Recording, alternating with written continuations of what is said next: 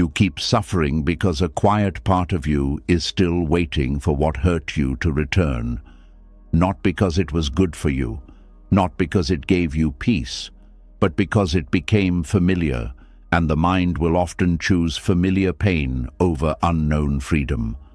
Maybe you still hope they will come back different, softer, kinder, ready to explain everything, ready to love you the way you once begged to be loved. Maybe you still replay the old moments, searching for proof that it meant something, that it was not all pain, that there is still a hidden ending where everything becomes beautiful again. But this is where suffering begins, because hope can become a chain when it is tied to something that already broke you. Buddhist wisdom teaches that pain is part of life, but suffering grows when the heart refuses to release what has already changed. Everything that enters your life is temporary. People change, feelings fade, seasons end. And when you keep reaching for what has already left, you begin living inside a memory instead of living inside the present moment. Tonight, these lessons will help you see the truth with softer eyes. You will begin to understand why your heart keeps holding on, why your mind keeps returning to the same wound, and why peace cannot enter a hand that is still closed around the past. Slowly, something inside you will loosen, the waiting will become weaker, the fantasy will lose its power, and your soul will remember that what left was not the end of your life. This is not just a lesson about letting go. This is the beginning of freedom from the hope that keeps hurting you. Are you ready? Let's begin. Sometimes the hardest thing to accept is that the pain is no longer coming from what happened. It is coming from the part of you that keeps returning to it, long after the person leaves, long after the betrayal ends, long after the moment has passed. The mind still revisits it like an old house it cannot stop entering. Not because it feels good, but because it feels familiar. And this is where the next truth begins to reveal itself. The human mind does not always choose peace. Very often it chooses what it already knows, even when what it knows is suffering. There is a strange comfort in familiar pain. A painful relationship can feel safer than loneliness. Disappointment can feel easier than uncertainty. Even heartbreak can begin to feel like home when you have lived inside it for too long. This is why so many people secretly stay emotionally attached to what destroyed them. They are not only attached to the person or the memory, they are attached to the emotional pattern itself. The Buddhist teachings speak deeply about attachment, but one thing many people never realize is that attachment is not always about pleasure. Sometimes people become attached to suffering because suffering becomes emotionally predictable. The mind begins to trust what is familiar more than what is healthy. And once this happens, letting go no longer feels like freedom. It feels like losing a part of yourself. This is the hidden addiction to emotional familiarity. A person can spend years trapped inside emotional cycles without understanding why they cannot move on. They tell themselves they miss the person. They tell themselves they are searching for closure. They tell themselves they are waiting for one final conversation. But often, what they are really craving is emotional familiarity. Their nervous system became used to that emotional environment, even if it was painful. This happens because the brain is constantly trying to create certainty. Human beings are deeply uncomfortable with the unknown. The unknown feels dangerous to the mind. Even unhealthy situations can begin to feel emotionally safe simply because they are predictable. If someone spent years feeling ignored, abandoned, criticized, or emotionally unstable in a relationship, those emotional states can become normalized inside the body. Eventually, peace itself begins to feel unfamiliar. This is why some people leave toxic relationships and then suddenly feel empty when life becomes calm. Silence feels strange. Stability feels boring. Healthy love feels suspicious. Kindness feels unnatural. Not because they truly want pain, but because their mind has been conditioned to expect emotional chaos. The Buddha understood this long before modern psychology existed. He taught that the mind clings to patterns because it fears impermanence. The mind would rather repeat familiar suffering than face uncertain freedom. This is one reason people return to the same relationships over and over again. They are not simply choosing another person, they are choosing emotional familiarity. You can see this everywhere in human life. Some people repeatedly choose emotionally unavailable partners. Some repeatedly chase people who reject them. Some constantly recreate abandonment. Others repeatedly stay in friendships where they are unseen, unappreciated, or emotionally drained. On the surface, it appears irrational, but underneath, the mind is trying to return to what feels emotionally known. The deepest addictions are not always physical. Many are emotional. A person can become addicted to longing, addicted to waiting, addicted to fixing broken people, addicted to emotional instability, addicted to chasing approval from people who never fully give it. Over time, these emotional patterns stop feeling painful and start feeling normal. And this is where suffering becomes dangerous, because once pain feels normal, healing begins to feel uncomfortable. A peaceful life may sound beautiful in theory, but to someone conditioned by emotional chaos, peace can initially feel empty. They may unconsciously create drama because stillness feels unfamiliar. They may reopen old wounds because emotional intensity makes them feel alive again. The mind confuses emotional stimulation with emotional connection. This is why many people revisit old messages, old pictures, old memories, and old conversations, even when they know it hurts them. They are not only searching for the person, they are searching for the emotional state they became addicted to. The strange thing about emotional familiarity is that it disguises itself as love. People often say, "I cannot let go because I loved them too much." But sometimes the deeper truth is, I cannot let go because my identity became attached to the emotional experience. The suffering became woven into the self. The pain became part of the routine. The longing became part of daily life. Without it, they no longer know who they are. This is why letting go can feel terrifying.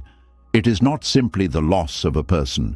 It feels like the loss of emotional identity. If someone spent years emotionally attached to another person, their thoughts, emotions, routines, fantasies, and sense of self may have slowly wrapped around that attachment. Once the relationship ends, they feel emotionally disoriented. This is why the mind keeps returning to the pain. It is trying to rebuild a familiar emotional structure. Buddhist wisdom teaches that attachment creates illusion. The illusion says, without this person, I cannot be whole. The illusion says, without this pain, I will lose myself. But the deeper truth is that clinging is what keeps the suffering alive. A wound cannot fully close if the mind keeps reopening it every day. And many people reopen their wounds constantly without realizing it. Every replayed memory becomes another emotional re-injury. Every fantasy about reconciliation becomes another refusal to accept reality. Every mental conversation with the past keeps the attachment breathing. The mind does this because it believes emotional attachment protects it from loss. But in reality, attachment often prolongs the loss indefinitely. One of the hardest truths to accept is that the body remembers emotional pain, even when the conscious mind wants to move on. This is why people can logically understand that someone was unhealthy for them while still emotionally craving them deeply. The nervous system became trained to associate that person with emotional survival. Intermittent affection creates especially deep attachment. When love and pain arrive unpredictably together, the mind becomes obsessed. Moments of affection feel more valuable because they are inconsistent. This creates emotional dependency. The person begins chasing emotional relief the same way a thirsty person chases water. This is not weakness, it is conditioning. The Buddhist path does not teach self-hatred for attachment. It teaches awareness of attachment. There is a major difference. Many people judge themselves for not being able to let go. They become angry at themselves for still missing someone. But shame only deepens suffering. Healing begins with honest observation. You begin by noticing the pattern without attacking yourself for having it. You begin noticing how often your mind returns to the same memories. You begin noticing how your emotions rise and fall based on thoughts of the past. You begin noticing how loneliness suddenly makes old attachments appear more beautiful than they really were. This awareness changes everything, because once you see the pattern clearly, the illusion begins weakening. You begin realizing that much of your suffering is not coming from the present moment. It is coming from mental repetition. The event happened once, but the mind keeps reliving it thousands of times. This is why Buddhism places such deep importance on presence. Presence interrupts emotional repetition. The present moment is often far less painful than the mind's endless relationship with the past. But most people avoid the present moment because the present moment feels empty after attachment ends. They mistake emptiness for failure. They panic when life becomes quiet. Yet Buddhism teaches that emptiness is not punishment. Emptiness is space. It is the space where new life eventually grows. But first, the addiction to emotional familiarity must be understood. If someone spent years emotionally chasing unavailable love, healthy love may initially feel strange. If someone spent years surviving chaos, peace may feel emotionally flat at first. This does not mean peace is wrong. It means the nervous system has not yet learned safety outside suffering. Healing requires retraining the mind and body to stop romanticizing familiar pain. This process takes patience. There will be days when the past suddenly feels irresistible again. A song may reopen memories. A lonely night may make old attachments feel stronger.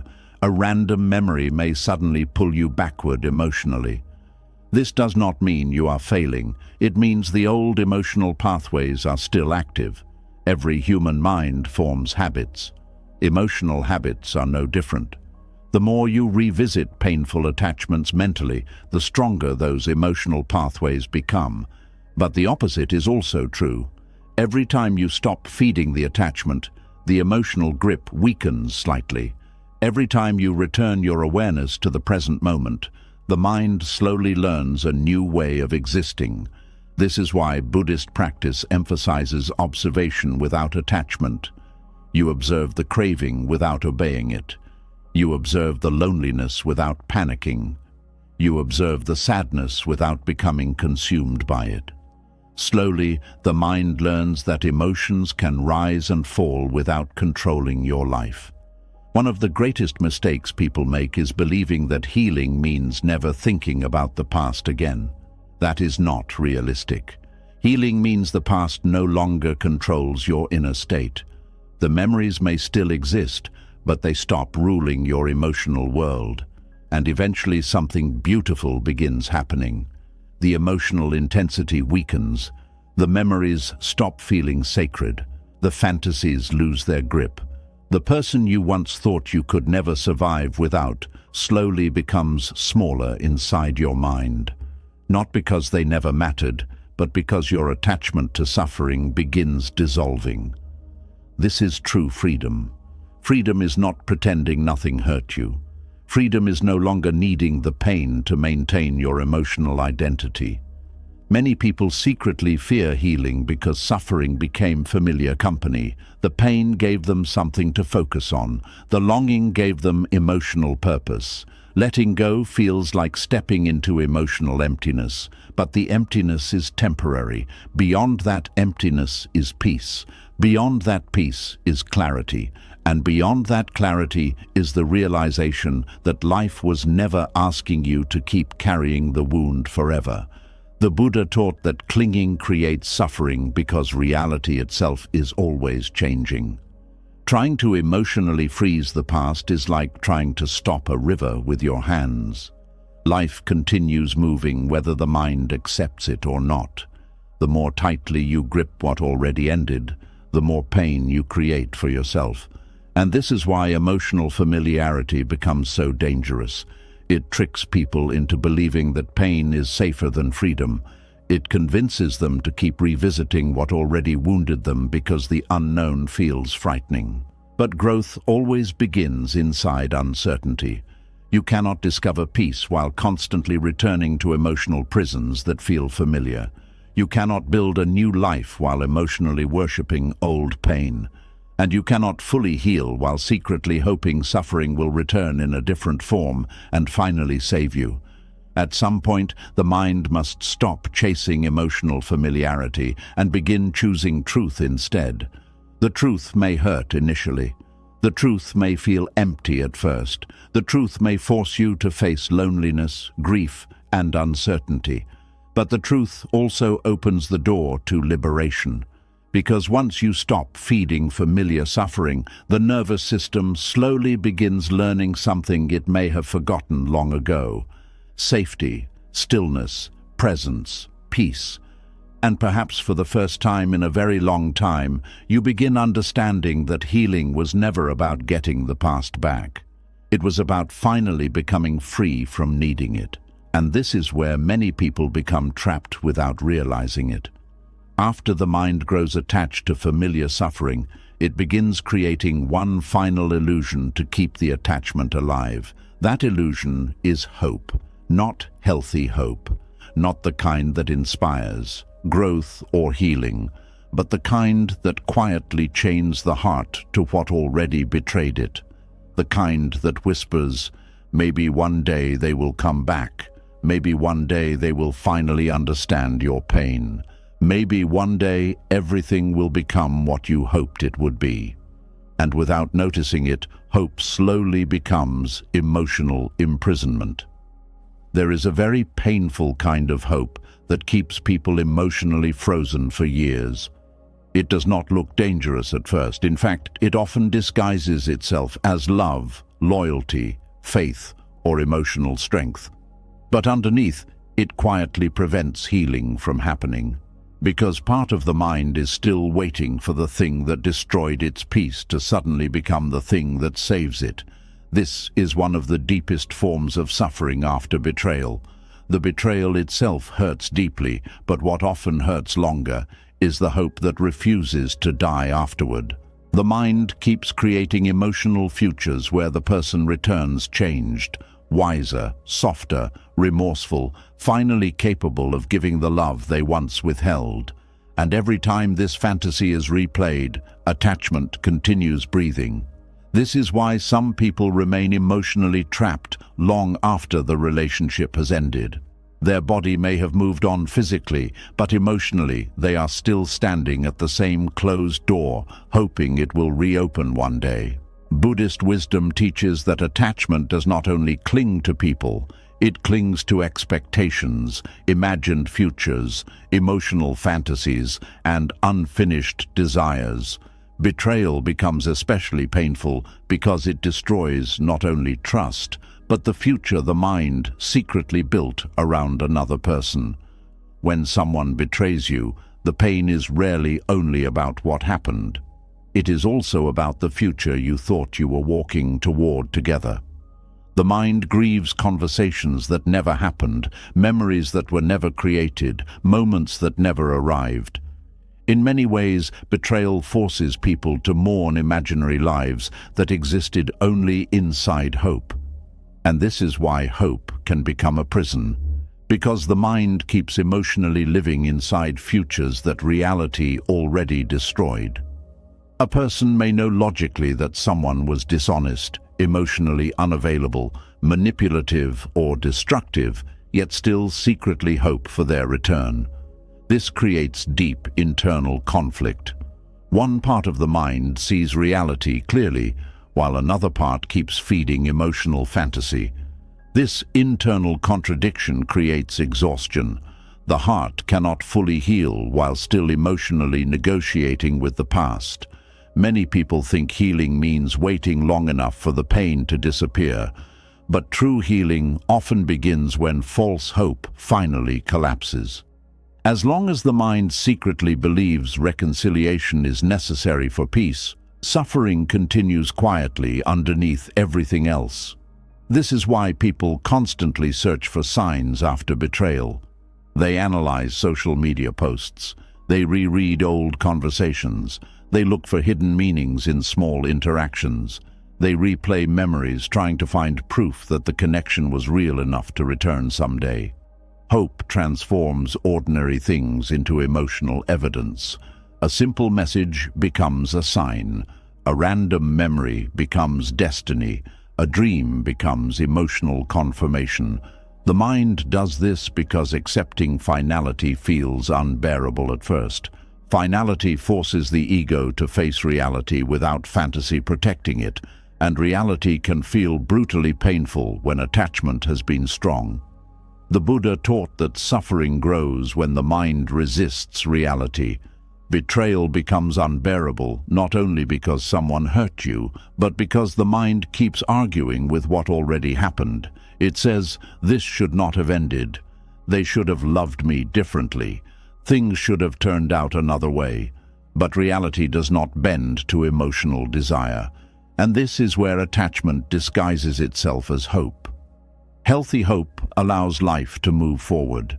Unhealthy hope keeps life emotionally frozen. One creates freedom, the other creates waiting. Many people spend years waiting emotionally without realizing it. They continue living externally, going to work, talking to people, smiling in public, but internally they remain emotionally paused. A hidden part of them still waits for a message, an apology, a return, or a moment of emotional redemption. This kind of hope slowly drains life force because emotionally the person never fully leaves the past behind. Part of their energy remains attached to what betrayed them. Buddhism teaches that attention is energy. Wherever the mind continuously returns, emotional energy flows. This means that constantly feeding false hope keeps emotional attachment alive.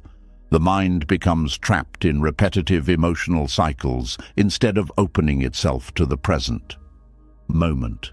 And over time, this emotional waiting creates deep suffering. The nervous system stays tense.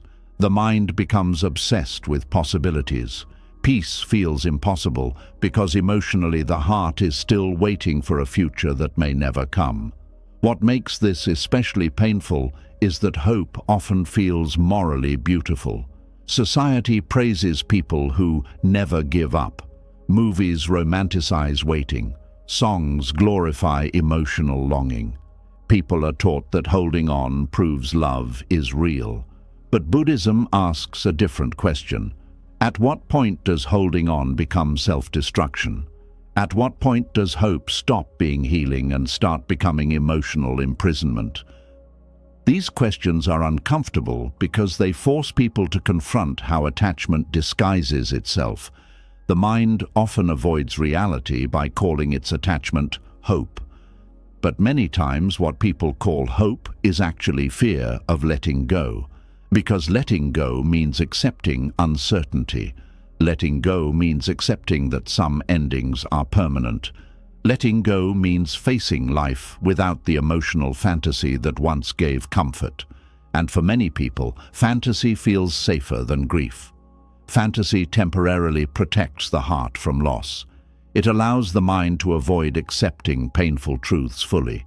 But over time, fantasy quietly deepens suffering because reality remains unchanged underneath it. This is why some people stay emotionally attached to unavailable people for decades. They become addicted to possibility instead of reality.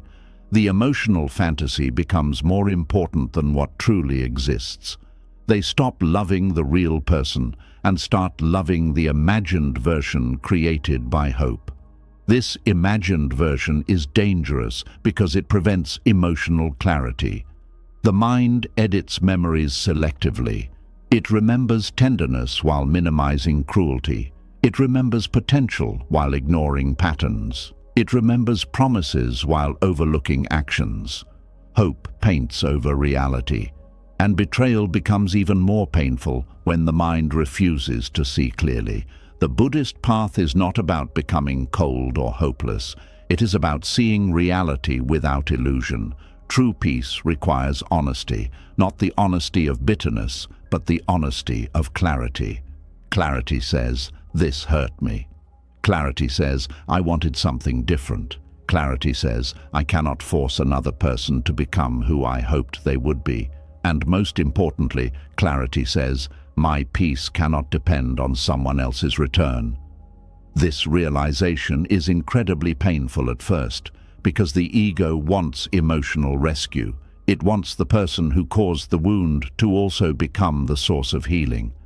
But this often keeps suffering alive indefinitely. Many people secretly believe closure can only come from the person who betrayed them. They wait for explanations. They wait for remorse. They wait for accountability. But Buddhism teaches that waiting for another person to free your mind gives them continued control over your inner peace. Freedom begins when you stop emotionally asking the past for permission to heal. This does not mean the grief disappears instantly. Grief still comes in waves. Some nights still feel unbearably heavy. Certain memories still reopen the heart unexpectedly. But something slowly changes once false hope begins dissolving. The emotional obsession weakens. The nervous system relaxes slightly. The mind stops constantly searching for signs. And for the first time, emotional energy slowly returns to the present moment instead of remaining trapped inside fantasy. This process is not easy because betrayal damages trust deeply. After betrayal, many people become emotionally split. One side wants to release everything and move forward. The other side desperately clings to hope because hope feels safer than emptiness. But emptiness is not the enemy. Buddhism teaches that emptiness is often the beginning of transformation.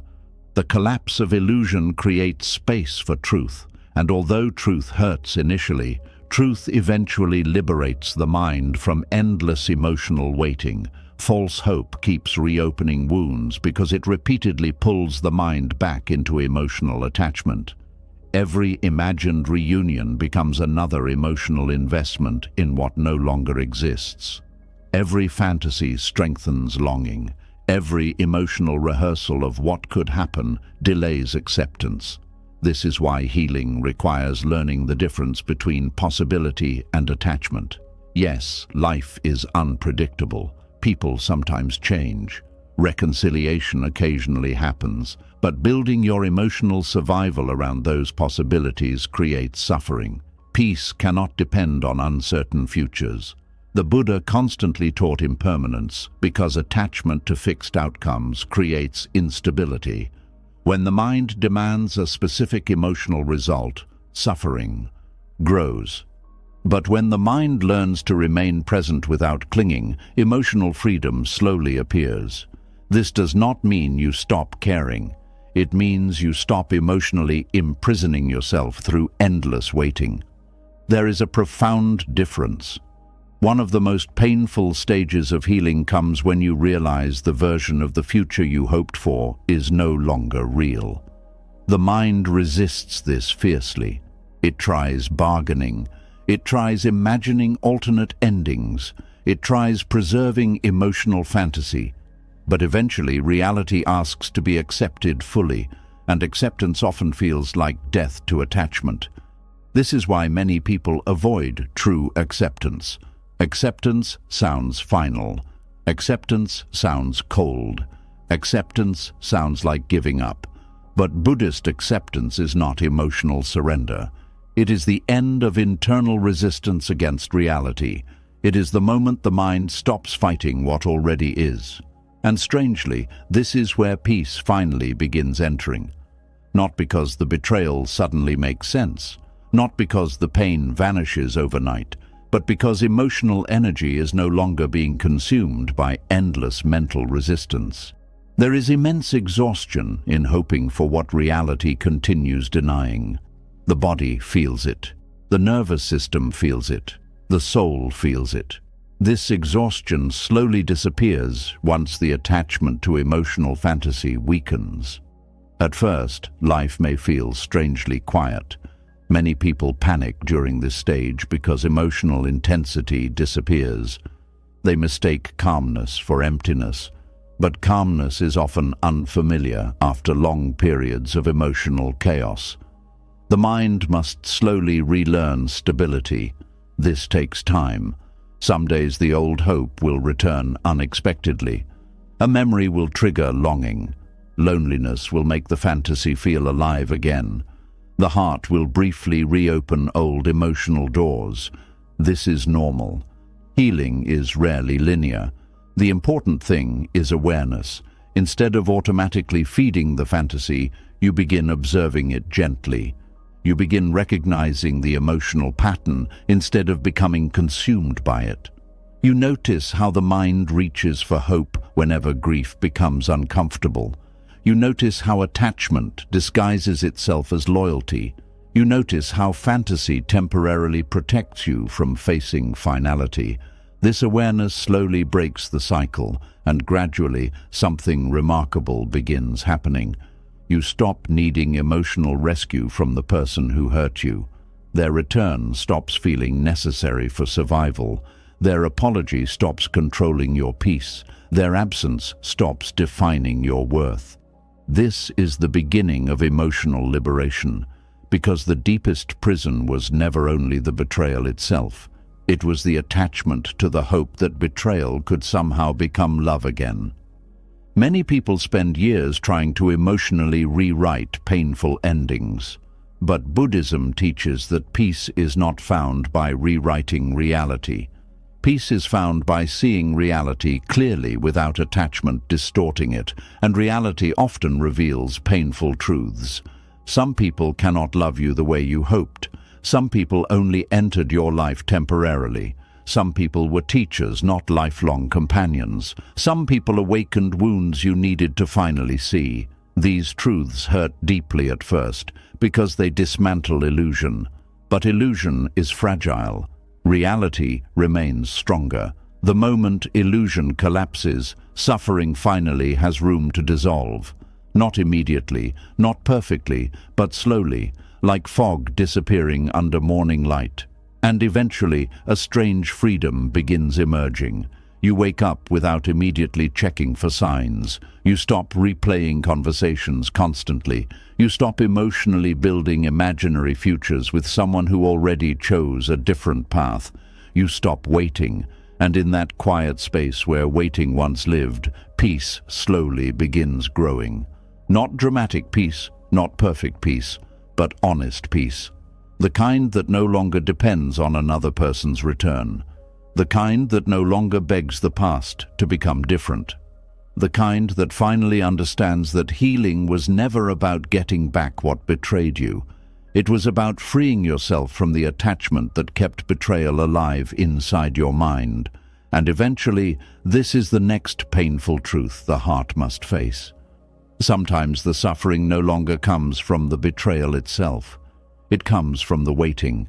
The endless emotional waiting for words that never arrive, for explanations that never come, for apologies that the other person may never be capable of giving.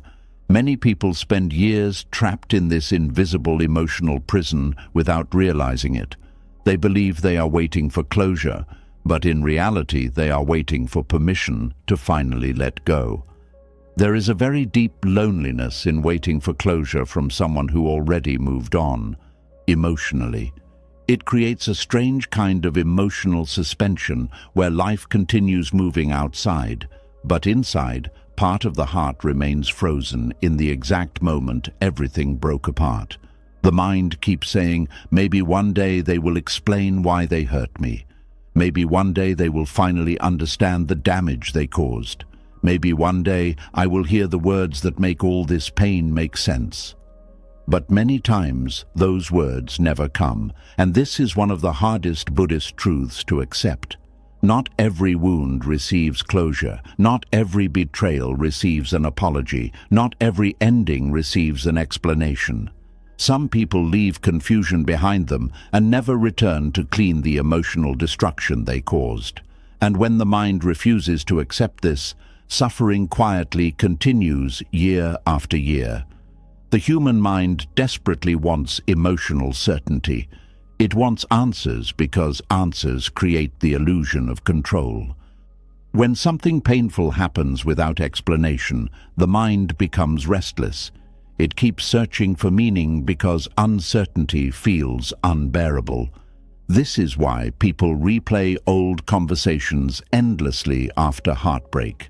They analyze details repeatedly. They mentally reconstruct events, searching for hidden clues that might finally explain everything. The mind becomes like a detective trapped in an endless investigation. But the investigation never truly ends because the deeper problem is not lack of information. The deeper problem is emotional resistance against reality. The mind believes, if I just understand everything completely, then I will finally feel peace. But Buddhism teaches something radically different. Peace does not come from controlling the past through understanding. Peace comes from releasing the mind's attachment to needing perfect answers before healing can begin. This is difficult because closure feels emotionally sacred to most people. Society teaches that every ending should come with honesty, accountability, emotional clarity, and mutual understanding. But reality often works differently. Some people avoid difficult conversations because they fear guilt. Some disappear without explanation because emotional responsibility feels uncomfortable to them. Some never apologize because protecting their ego matters more than acknowledging your pain. And some simply lack the emotional awareness to fully understand the damage they caused. Waiting for these people to suddenly provide deep emotional closure can become a lifelong prison. The Buddha taught that attachment creates suffering because the mind clings to how things should be instead of seeing things as they are. Closure becomes painful when the mind insists that healing cannot happen until another person behaves differently. This gives enormous power away emotionally. Your peace becomes dependent on someone else's emotional maturity, honesty, self-awareness, or remorse. And many people never develop those things. This truth hurts deeply because the heart naturally wants fairness. Human beings crave emotional justice. They want the person who hurt them to fully see the pain they caused. They want acknowledgement because acknowledgement feels validating. Without it, many people feel invisible. This invisibility creates profound suffering. A person may think, if they never apologize, does that mean none of it mattered? If they never explain themselves, does that mean my pain was meaningless? If they can move on so easily, was I ever truly loved at all? These questions can haunt the mind for years, but Buddhism gently teaches that another person's inability to provide closure does not erase your experience. Your pain existed whether they validate it or not. Your suffering mattered whether they acknowledge it or not. Reality does not disappear simply because someone refuses to face it. Many people unknowingly trap themselves inside emotional waiting rooms. They postpone healing because they are still emotionally expecting one final conversation to rescue them from confusion. But closure rarely arrives in the dramatic way the mind imagines. Sometimes there is no final speech, no perfect explanation, no emotional breakthrough, no moment where everything suddenly makes sense. Sometimes life simply moves forward while questions remain unanswered. This is incredibly painful for the ego because the ego wants completion. It wants emotional stories tied neatly together. It wants to feel chosen, understood, respected, and emotionally resolved. But life often leaves loose ends, and maturity begins when the mind learns to survive without complete resolution. This is one of the deepest forms of emotional growth. The ability to live without forcing certainty from uncertainty. Many people stay emotionally connected to the past because they confuse understanding with healing. They believe if they can fully understand why someone hurt them, then the pain will disappear. But often, even when explanations are given, suffering still remains. Because explanations do not automatically dissolve attachment. An apology cannot always undo betrayal. A reason cannot always heal abandonment. Words cannot always restore trust once it has collapsed. This is why some people receive the closure they thought they needed and still feel empty afterward. The mind expected emotional liberation, but instead discovers that no explanation can fully reverse pain that has already happened. The Buddhist path teaches that healing begins internally, not externally. Closure is not something another person hands to you. True closure begins when the mind stops emotionally chasing what reality may never provide. This requires tremendous courage because uncertainty feels deeply uncomfortable. The human mind prefers painful answers over unanswered silence. Silence leaves space for imagination, and imagination often creates even greater suffering. The mind fills silence with assumptions. Maybe they never loved me. Maybe I was not enough. Maybe everything was fake. Maybe I was easy to replace. These thoughts become dangerous because the mind begins creating stories in the absence of truth. And once emotional storytelling begins, suffering multiplies quickly. Buddhism teaches that the mind creates much of its own suffering through interpretation. Two people can experience the same betrayal and suffer differently based on the stories they attach to it. One person may say, "This proves I am unlovable." Another may say, "This painful experience taught me something important about attachment."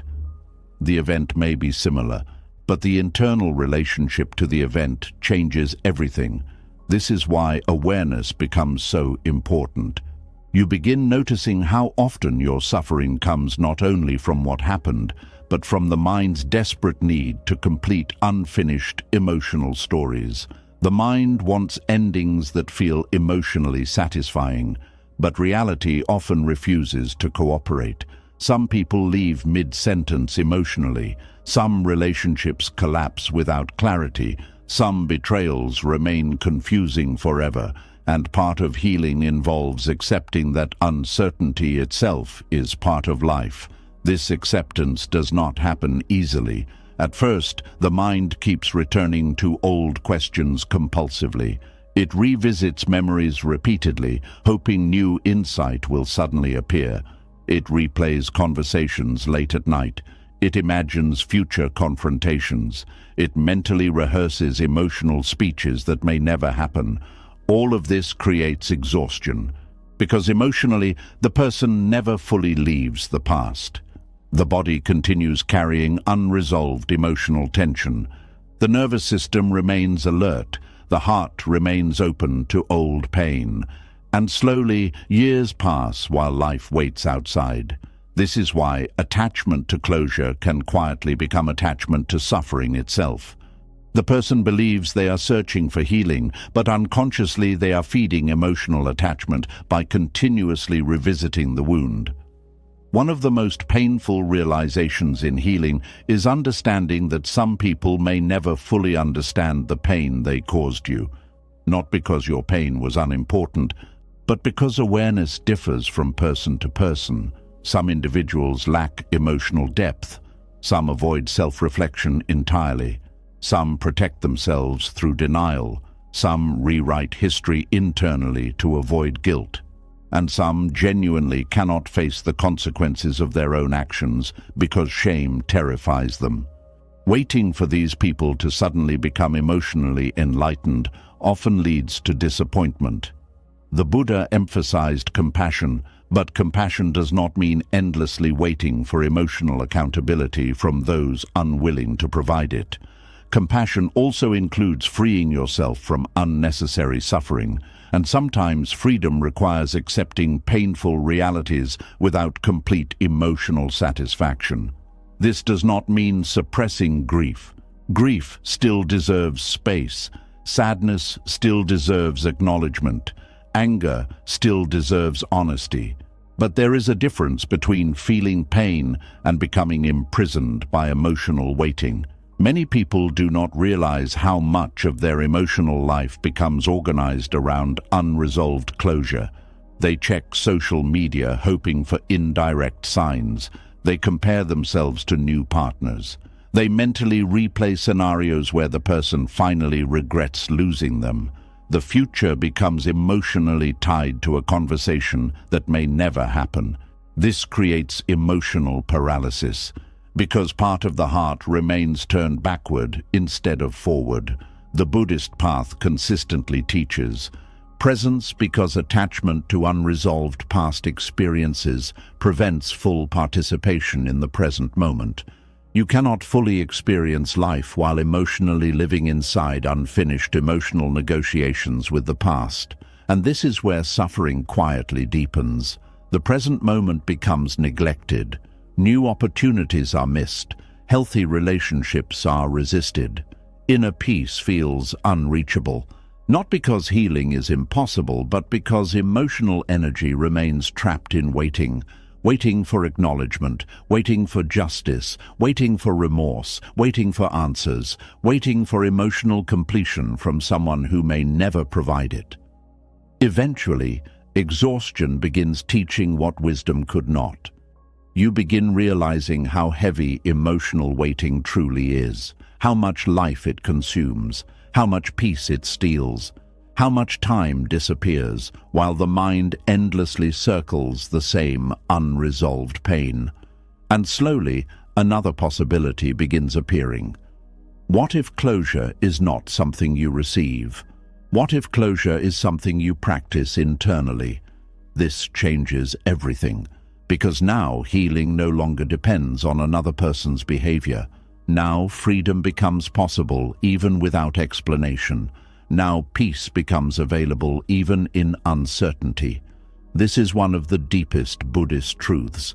You do not need perfect emotional resolution to stop suffering. You only need willingness to stop feeding attachment to what may never arrive. This does not happen instantly. At first, the mind resists fiercely. It says, "But I deserve answers." And perhaps you do. It says, "They should acknowledge what they did." And perhaps they should. But healing cannot wait forever for other people to become emotionally ready. Otherwise, your life remains emotionally chained to their choices indefinitely. True freedom begins when you stop asking the past to finally become different. This is not weakness. This is not surrender. This is wisdom, because wisdom recognizes reality without demanding it obey emotional desire. There is tremendous strength in saying, "I may never fully understand why this happened, but I will no longer sacrifice my peace trying to force answers from silence." That sentence alone can begin transforming a life. The nervous system slowly softens afterward. Mental obsession weakens gradually. The heart stops chasing emotional certainty constantly, and something surprising begins happening. The unanswered questions lose some of their power. Not because answers suddenly appear, but because attachment to needing them begins dissolving. This is emotional maturity, the ability to continue living fully even when some parts of life remain unresolved. Children demand perfect endings. Wisdom accepts incomplete stories, and many of the deepest wounds in life remain partially unfinished forever. Yet healing still remains possible. Joy still remains possible. Peace still remains possible. The Buddha taught that suffering decreases when attachment decreases. This includes attachment to closure itself. The more tightly the mind insists on emotional completion from the outside world, the more suffering continues internally. But when the mind finally loosens its grip, space opens. Space for rest. Space for breathing. Space for new experiences, space for life beyond the wound. At first, this space may feel unfamiliar. People who spent years emotionally chasing closure often feel disoriented once they stop. The mind has been conditioned to constantly revisit the past. Letting go of the search can initially feel empty, but slowly the emptiness changes. It becomes calmness instead of absence, stillness instead of obsession, presence instead of emotional chasing, and eventually you begin understanding something profound. The closure you waited for was never going to save you. The apology was never going to completely erase the pain. The explanation was never going to fully heal betrayal. The mind only believed those things because attachment desperately wanted emotional certainty. But peace was never hiding inside another person's words. Peace was waiting in the moment you finally stopped needing them to speak before allowing yourself to heal. And once the mind finally begins releasing its desperate need for closure, another hidden layer of suffering slowly reveals itself. Even after people accept that the apology may never come, the heart often continues doing something far more deceptive. It begins reshaping the memory itself. The pain slowly becomes softer in memory. The betrayal becomes blurred. The loneliness fades into the background. And suddenly, the person who once shattered your peace begins appearing beautiful again inside your mind. This is where the next illusion begins. There is something deeply confusing about the human mind. Even after someone causes enormous pain, the memory of them can slowly transform into comfort. Months later, sometimes years later, the mind begins replaying their laughter instead of their cruelty. It remembers warmth while minimizing the coldness. It replays tenderness while hiding the emotional damage. And slowly the heart starts missing what once destroyed it. This is one of the most dangerous emotional illusions people experience after heartbreak and betrayal. The mind does not remember the past accurately. It edits it, it reshapes it, it protects certain memories while burying others. And in moments of loneliness, vulnerability, or emotional exhaustion, memory can become deeply dishonest. The Buddha taught that the mind creates suffering through attachment and illusion. One of the greatest illusions is the fantasy version of people we create after they leave. Once attachment becomes strong, the mind stops seeing reality clearly. Instead, it begins creating emotional mythology around the person. This is why someone who caused constant anxiety can later feel unforgettable. Someone who neglected you emotionally can later feel irreplaceable. Someone who betrayed your trust can later appear beautiful in memory. The mind transforms incomplete emotional attachments into fantasies because fantasy feels safer than painful truth. Truth says they hurt you. Fantasy says they were secretly perfect but misunderstood. Truth says the relationship damaged your peace.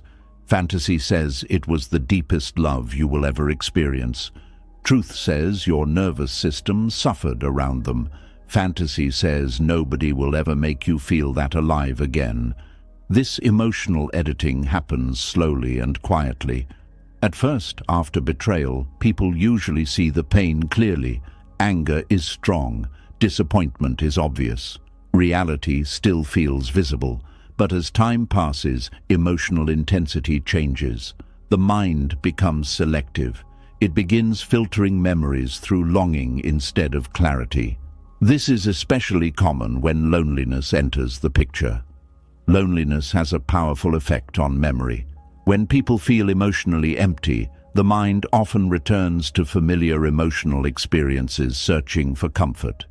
But instead of remembering the full reality, it extracts only emotionally pleasurable fragments: a smile, a voice, a specific moment, a feeling of closeness. The painful patterns surrounding those moments slowly disappear from focus. And this is how harmful people become: emotional fantasies. The mind is not intentionally trying to deceive you. It is trying to protect you from pain. Human beings naturally seek emotional coherence. The brain dislikes holding contradictory truths at once. It struggles to accept that someone could both comfort and destroy you at the same time. So eventually, memory simplifies the story. The mind often preserves what emotionally nourished it while suppressing what emotionally damaged it. This is why people return to relationships they once swore they would never revisit. The emotional memory becomes distorted over time. The suffering loses sharpness, while the moments of connection become emotionally magnified. This creates enormous confusion. A person may sit alone at night missing someone who once made them cry constantly. They may crave the return of someone who destabilized their mental health. They may romanticize a relationship that was filled with emotional inconsistency, manipulation, or neglect. From the outside, this appears irrational, but psychologically and spiritually, it is deeply human. The mind craves emotional attachment so strongly that it often rewrites reality to preserve the bond internally. Buddhist wisdom warns about attachment because attachment clouds perception. Once the mind becomes attached, it no longer sees clearly. It sees through desire, fear, memory, and fantasy. This is why people often fall in love, not only with who someone truly is, but with the emotional story they created around them. And after separation, that story can become even more powerful than reality itself. A dangerous thing happens when someone becomes unavailable. The mind gains space to idealize them. Reality is no longer present to interrupt fantasy. There are no daily disappointments anymore, no painful arguments, no emotional inconsistencies happening in real time. Only memory remains, and memory can become incredibly deceptive. The brain often preserves emotional highlights while minimizing emotional suffering. This is one reason people revisit old relationships repeatedly. They remember the emotional highs, but forget how exhausting the lows truly felt. The mind begins saying things like, "Maybe it was not that bad. Maybe they actually loved me deeply. Maybe I overreacted. Maybe nobody else will ever understand me like they did." These thoughts become especially powerful during emotional vulnerability. A lonely night can resurrect old fantasies instantly. A difficult season in life can make toxic comfort suddenly feel appealing again. The brain starts associating the past with emotional safety simply because it was familiar. But familiar does not mean healthy. This is one of the most important truths many people fail to understand. Familiar pain often feels safer than unfamiliar peace. The mind would rather return to known suffering than step into uncertain healing. This is why romanticized memories become so dangerous. They create emotional gravity, pulling people backward instead of forward. Buddhism teaches that attachment creates mental projections. The mind projects permanence onto temporary things. It projects meaning onto incomplete experiences. And most dangerously, it projects fantasy onto people who never fully existed the way memory now portrays them. Many people are not actually grieving the real person anymore. They are grieving the fantasy version their attachment created afterward. This distinction changes everything, because once you begin seeing clearly, you realize the mind is often mourning emotional imagination more than objective reality. The person in memory becomes softer, wiser, more loving, more emotionally available than they truly were. The painful details become hidden beneath longing, and eventually the fantasy becomes emotionally addictive. The heart starts craving a version of the past that never fully existed.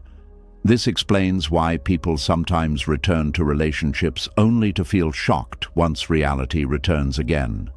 The fantasy collapses once daily interaction resumes. The emotional neglect reappears. The instability returns. The same wounds reopen, and suddenly they realize they were not missing reality. They were missing imagination. The Buddhist path constantly points toward awareness because awareness interrupts illusion. Awareness asks difficult questions. Was this relationship truly peaceful? Did this person genuinely nourish your spirit? Were you emotionally safe around them consistently? Or are you only remembering selective moments because attachment fears letting go? These questions can feel painful because they challenge emotional fantasy directly, and fantasy can feel comforting. Fantasy protects people from grief temporarily. It softens loneliness. It gives emotional hope. It creates the illusion that something beautiful still exists waiting in memory. But fantasy also traps people emotionally. It keeps them tied to people who are no longer present. It prevents acceptance. It distorts reality. And it prolongs suffering quietly over time. One reason the mind romanticizes harmful people is because emotional intensity gets confused with emotional depth. Many painful relationships create extreme emotional highs and lows. This intensity can feel intoxicating. The nervous system becomes overstimulated constantly. The emotional unpredictability creates obsession. Later, when life becomes calm, the mind mistakes peace for emptiness. Healthy love may initially feel boring compared to emotional chaos. Stillness may feel emotionally flat after years of intensity. This causes many people to romanticize relationships that were actually deeply unhealthy. They miss the adrenaline, not the suffering itself. They miss emotional stimulation, not necessarily genuine connection. The mind confuses emotional exhaustion with passion because it became conditioned to instability. This is why healing often feels strange at first. Healing removes emotional extremes. The nervous system slowly settles. The emotional drama disappears. And for a while, calmness can feel uncomfortable. Many people unconsciously interpret this discomfort as proof that they still belong with the person who hurt them. But in reality, their nervous system is simply adjusting to the absence of emotional chaos. The body can become addicted to unpredictability. This addiction strengthens romanticized memory. The mind begins idealizing emotional intensity because intensity made life feel emotionally consuming. It forgets how draining the instability truly was. It forgets the anxiety, confusion, overthinking, and emotional exhaustion that existed beneath the highs. This selective remembering creates suffering because it disconnects memory from truth. The Buddha taught that wisdom begins with seeing things as they truly are, not as attachment wants them to be. This requires tremendous honesty. Honesty means remembering the full reality, not only the beautiful fragments. Honesty means acknowledging the nights you felt emotionally abandoned. The moments your intuition warned you something was wrong. The constant anxiety, the emotional inconsistency, the way your peace slowly disappeared while trying to preserve the relationship. Without this honesty, memory becomes dangerous, because memory without awareness easily transforms pain into longing, and longing into self-destruction. Many people stay emotionally trapped for years because they continue feeding romanticized memory. They revisit old pictures constantly. They replay idealized moments. They build emotional shrines around relationships that deeply wounded them. This keeps attachment alive internally. Buddhism teaches that attention feeds emotional reality. Whatever the mind continuously returns to gains strength. Repeatedly feeding idealized memories strengthens emotional attachment even when the relationship itself no longer exists. This creates a painful cycle. The more the mind romanticizes the past, the more difficult it becomes to release it. And the more difficult it becomes to release it, the more beautiful the fantasy appears. Eventually, the fantasy can feel more emotionally real than the actual relationship ever was. This is why awareness is liberation. Awareness interrupts emotional distortion. Awareness reminds you that missing someone does not automatically mean they were healthy for you. Craving connection does not always mean genuine compatibility existed. Longing does not prove destiny, and emotional obsession does not equal love. These distinctions are essential for healing, because without them, people continue chasing illusions while abandoning themselves emotionally. One of the deepest forms of suffering comes from betraying your own reality in order to preserve emotional fantasy. Deep down, many people know the relationship damaged them. Their body remembers, their anxiety remembers, their exhaustion remembers. But attachment keeps overriding those signals through romanticized memory. The Buddhist path asks you to trust awareness over fantasy, to trust peace over emotional addiction, to trust clarity over longing. This does not mean becoming bitter toward the past. Bitterness is another form of attachment. Buddhism does not teach hatred toward what hurt you. It teaches clear seeing. Clear seeing says, there were beautiful moments, but there was also suffering. Clear seeing says, I can appreciate what felt meaningful without abandoning reality. Clear seeing says, I do not need to turn pain into fantasy in order to survive its loss. This balance is difficult but transformative, because once the mind stops romanticizing what destroyed it, emotional freedom slowly becomes possible. The person begins reclaiming reality. They stop worshipping memory. They stop confusing fantasy with truth. They stop emotionally rewriting history to preserve attachment, and slowly the emotional grip weakens, not because the memories disappear, but because the illusion surrounding them dissolves. This is one of the quietest forms of healing. There is no dramatic moment, no sudden breakthrough, just gradual clarity. The kind of clarity that allows you to remember someone without emotionally collapsing inside the memory. The kind of clarity that allows you to see both the beauty and the damage honestly. The kind of clarity that finally understands why the mind kept turning pain into longing. And eventually, something changes inside you. The fantasy loses its emotional magic. The mind stops polishing old memories constantly. The person becomes human again instead of mythical.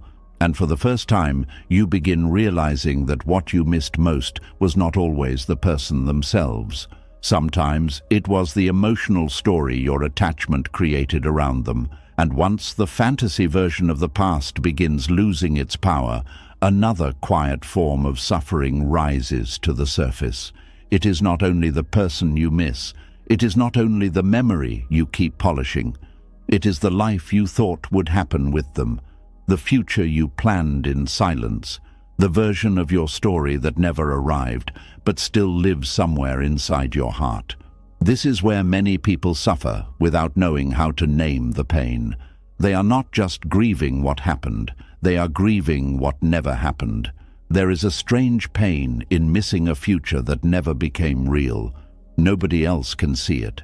Nobody else knows how much it meant to you. To the outside world, the relationship ended, the chapter closed, the person left, and life continued. But inside you, there may still be a hidden world where everything turned out differently. A world where they stayed. A world where they changed. A world where the promises were kept, the plans were fulfilled, and the love did not become a wound. This kind of suffering is silent because it does not always look dramatic. You may still wake up, work, smile, talk, and move through the day. But somewhere beneath everything, the mind keeps replaying the life that could have been, the home you thought you might share, the peace you thought would come, the apology you thought would heal everything, the version of them you hoped would finally appear.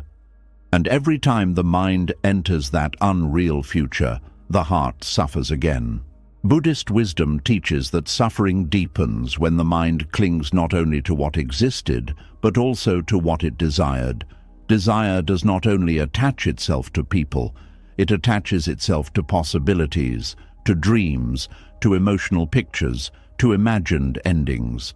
And sometimes, what hurts most is not the actual loss, but the imagined life that collapsed with it.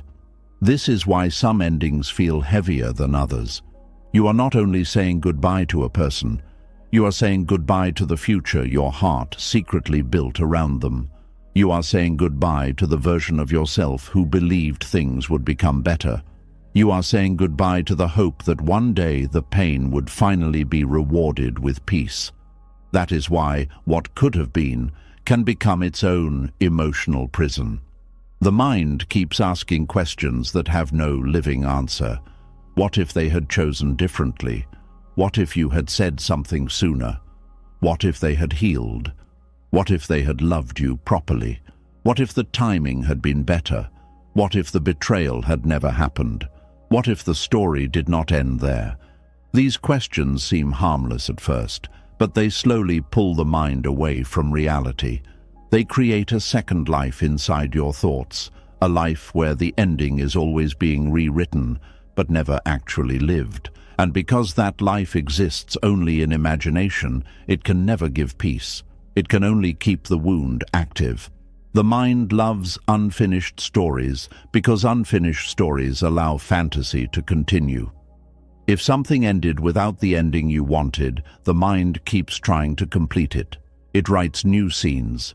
It creates emotional conversations. It rebuilds the future again and again, hoping that one imagined version will finally hurt less. But it never does for long. Because after every imagined future comes the return to reality. And reality says, this did not happen. Reality says, they did not stay. Reality says, that version of life is not here. And each return from fantasy back into truth can feel like losing them all over again. This is why replaying what could have been becomes emotional torture. The mind gives you a taste of a future that does not exist, then forces you to feel its absence again. It is like opening a door to a beautiful room, only to realize there is no floor beneath it. Buddhist teaching points us back to the present moment, because the present is the only place where life is truly happening. The past is memory. The future is imagination. But suffering grows when the mind refuses to live where the body is. When the body is here, but the mind keeps visiting an unreal future, peace becomes impossible. This does not mean your dreams were foolish. It does not mean your hope was stupid. It means your heart loved deeply enough to build something inside itself. That is human. That is tender. That is not something to hate yourself for. But when the dream has died, continuing to live inside it becomes a form of self-abandonment. Many people do not realize they are grieving an invisible loss. They wonder why they cannot move on. They wonder why the pain still feels so large. But they are not only grieving one moment. They are grieving years of imagined life. They are grieving children never born, homes never built, conversations never had, trips never taken, old age never shared, promises never completed, and peace never received. This grief is real, even if the future never happened. The heart can mourn possibilities. The nervous system can attach to dreams. The mind can suffer from the collapse of something that only existed emotionally. This is why telling yourself it was not real does not always help. Emotionally, it felt real. The hope felt real. The plans felt real. The attachment felt real. And when it disappeared, something inside you still experienced it as loss. But Buddhism teaches that even this must be seen clearly. A possibility is not the same as reality. A dream is not the same as a life. A future you wanted is not the same as a future that was promised by life itself. When the mind forgets this, it begins treating imagination like something stolen from it. It says, I lost the life I was meant to have.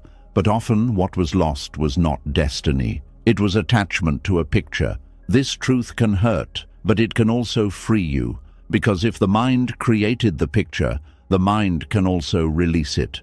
Slowly, gently, not by force, not by pretending it never mattered, but by understanding that the picture is not where your life ends. The danger of what could have been is that it makes the present feel like a punishment. Because the imagined future looks so beautiful, your real life begins to feel smaller. You compare what is here to what your mind invented. You compare your quiet room to the home you thought you would share. You compare your current loneliness to the connection you hoped would last. You compare the person who actually hurt you to the version of them who finally loved you correctly in your imagination. And reality keeps losing against fantasy. But fantasy is unfair competition because fantasy has no flaws. It does not disappoint you in real time. It does not betray you again. It does not ignore your messages. It does not repeat old patterns. It only gives you the scenes you wish had happened. This is why imagined futures can feel more beautiful than actual relationships ever were. The mind edits the future the same way it edits the past. It removes the problems. It removes the anxiety. It removes the repeated hurt. It removes the emotional labor. It removes the parts where you felt unseen, confused, or tired. Then it says, "Look what you lost." But did you truly lose that perfect future? Or did you lose the hope that reality would one day become that future? This question matters because many people stay attached to people who never had the emotional ability to give them the future they are grieving. They mourn a life that the other person may never have been capable of building. They suffer over a dream that required someone to become a version of themselves they never chose to become. And this is where clarity begins. You cannot build a peaceful future with the fantasy of someone. You can only build with who they actually are. If who they actually were brought confusion, fear, abandonment, betrayal, or emotional hunger, then the future your mind keeps replaying may have been built on hope, not truth. This does not make your love meaningless. It makes your suffering understandable. The heart often sees potential before it sees reality. It sees who someone could become. It sees the good hidden behind the pain. It sees the wounded child inside the person who hurt you. It sees the possibility of change. But potential is not presence. Potential is not commitment. Potential is not emotional safety. Potential is not the same as love that can actually hold you. Many people waste years loving potential. Then, when everything ends, they grieve the potential as if it were reality. They say, "We could have been so happy." But the deeper question is, could you truly have been happy with who they consistently chose to be? That question is not asked to create bitterness. It is asked to restore truth. Buddhist wisdom is not interested in punishing the heart for loving. It is interested in ending illusion. It teaches you to see clearly, because without clear seeing, suffering continues. When you stop confusing possibility with reality, something inside begins to soften. You stop blaming yourself for the future that never arrived. You stop treating the ending as proof that you failed.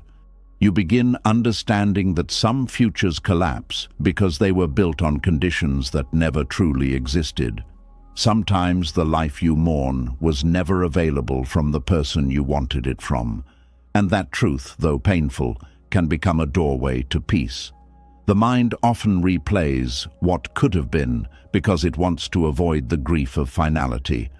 As long as it keeps rebuilding the future in thought, it does not have to fully accept that the chapter is over.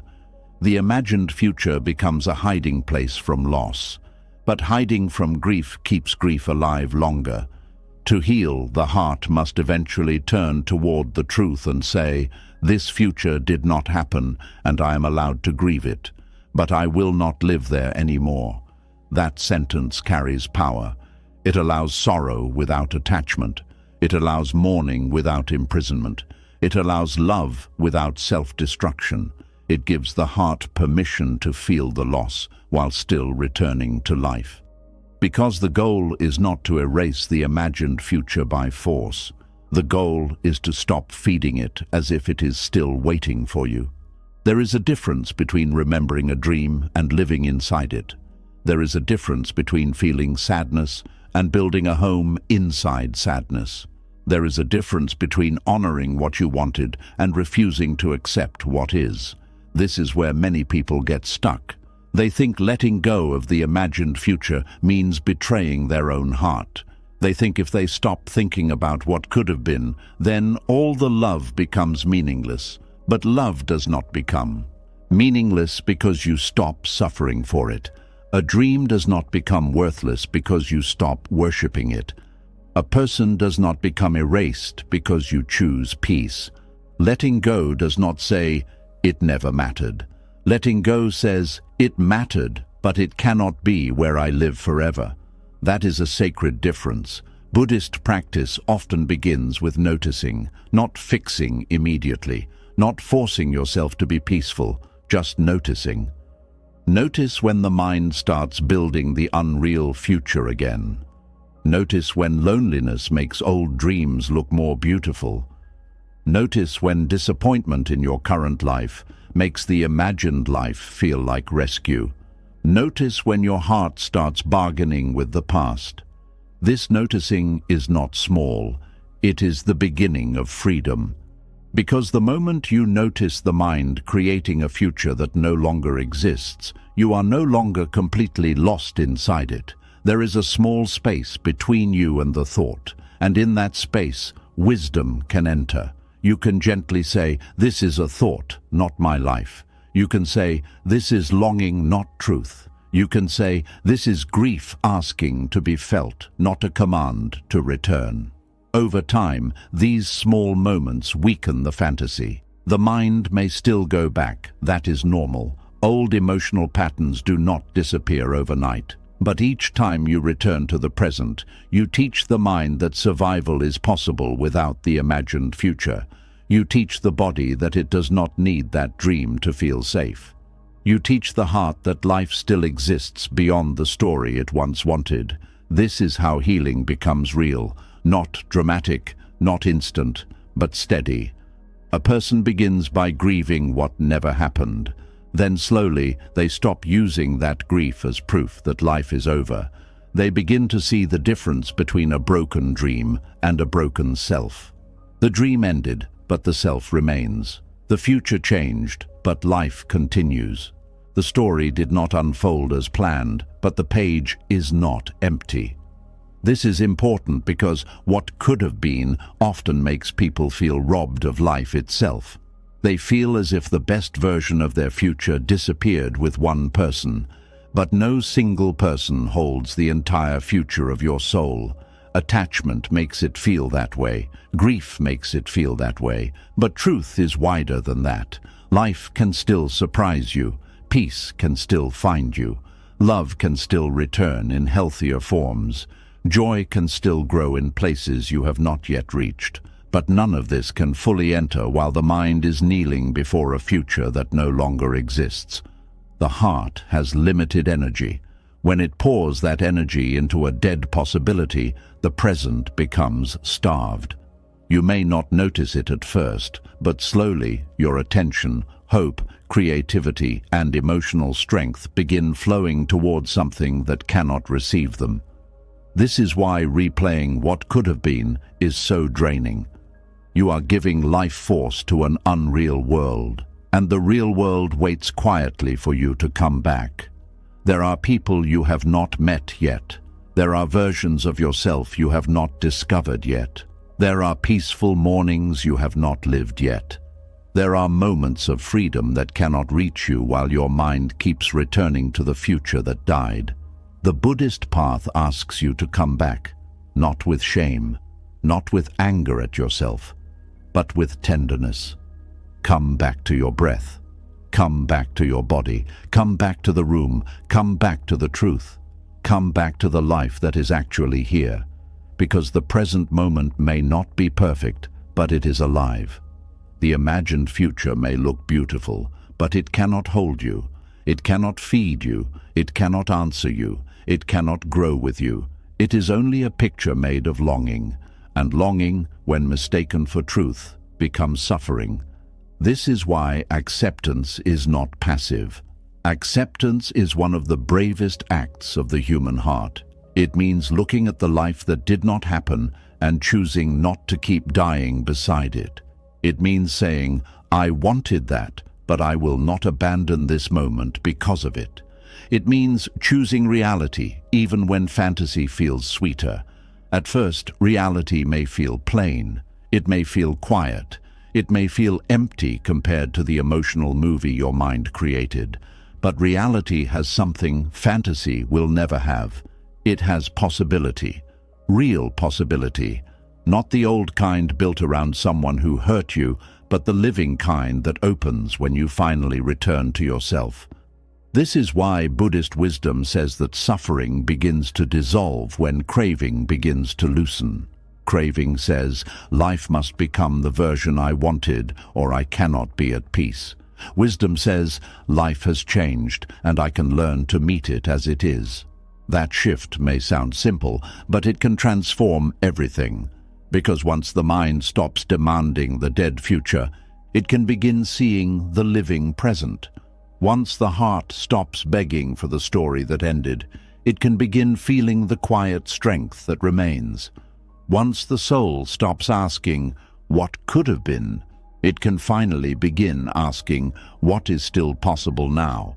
And that question is where healing begins to breathe again. Not because the loss did not hurt, not because the dream did not matter, not because you are suddenly fine, but because you are no longer allowing an unlived future to keep stealing your actual life. There comes a moment when the heart must bow to what never happened, not as a punishment, but as a release. You can honor the dream, grieve the dream, and still walk away from the dream. You can admit that it hurt, that it mattered, that you wanted it deeply, and still choose not to suffer for it forever. This is the quiet freedom hidden beneath all that pain. You do not need to keep replaying the future that never arrived to prove your love was real. You do not need to keep hurting over the life that did not happen to prove it mattered. You do not need to keep standing inside an imagined tomorrow while your real life waits for you today. The future you lost may have broken your heart, but it does not have to become your home. And slowly, as this truth settles inside you, the question begins to change. The mind no longer asks, why did that future disappear? The heart no longer begs, how do I bring it back? Something quieter begins to rise. A softer question, a freer question. What life is still waiting for me, now that I have stopped living inside the one that never came? And once the heart begins asking what life is still waiting now, another quiet truth rises from beneath the pain. Before a new life can fully enter, the old ghosts must be seen for what they are, not hated, not chased, not worshipped, just seen clearly. Because many people do not remain trapped only because they miss someone. They remain trapped because they are still emotionally serving something that no longer exists. There is a strange kind of suffering that happens when the person is gone. The chapter is over, the future has disappeared, but the heart still behaves as if everything is alive. You keep protecting the memory. You keep defending the relationship in your mind. You keep explaining their behavior to yourself. You keep arranging your emotions around someone who is no longer standing there. And slowly, without realizing it, you begin worshipping an emotional ghost. An emotional ghost is not the real person. It is what remains inside your mind after attachment has turned memory into something sacred. It is the version of them you still talk to in silence, the version you still try to impress, the version whose approval you still crave, the version whose return you still secretly prepare for, even when life has already shown you that the door is closed. This is how attachment becomes spiritual exhaustion. It makes you bow before what is absent. It makes you give emotional energy to what cannot give anything back. It makes you keep feeding a relationship that no longer exists in reality, only in thought, memory, and longing. Buddhist wisdom teaches that the mind creates suffering when it clings to forms that are always changing. A relationship is a form, an identity is a form, a memory is a form, a promise is a form, a version of yourself is also a form. None of these things are permanent. They rise, they change, and one day they pass away. But when the mind refuses to let them pass, it turns them into ghosts. And then the suffering begins. You may not call it worship. You may call it love. You may call it loyalty. You may call it remembering. You may call it honoring what happened. But if your peace still depends on something that is gone, if your emotions still move around someone who no longer shares your life, if your present is still controlled by a past that cannot respond, then attachment has quietly become devotion.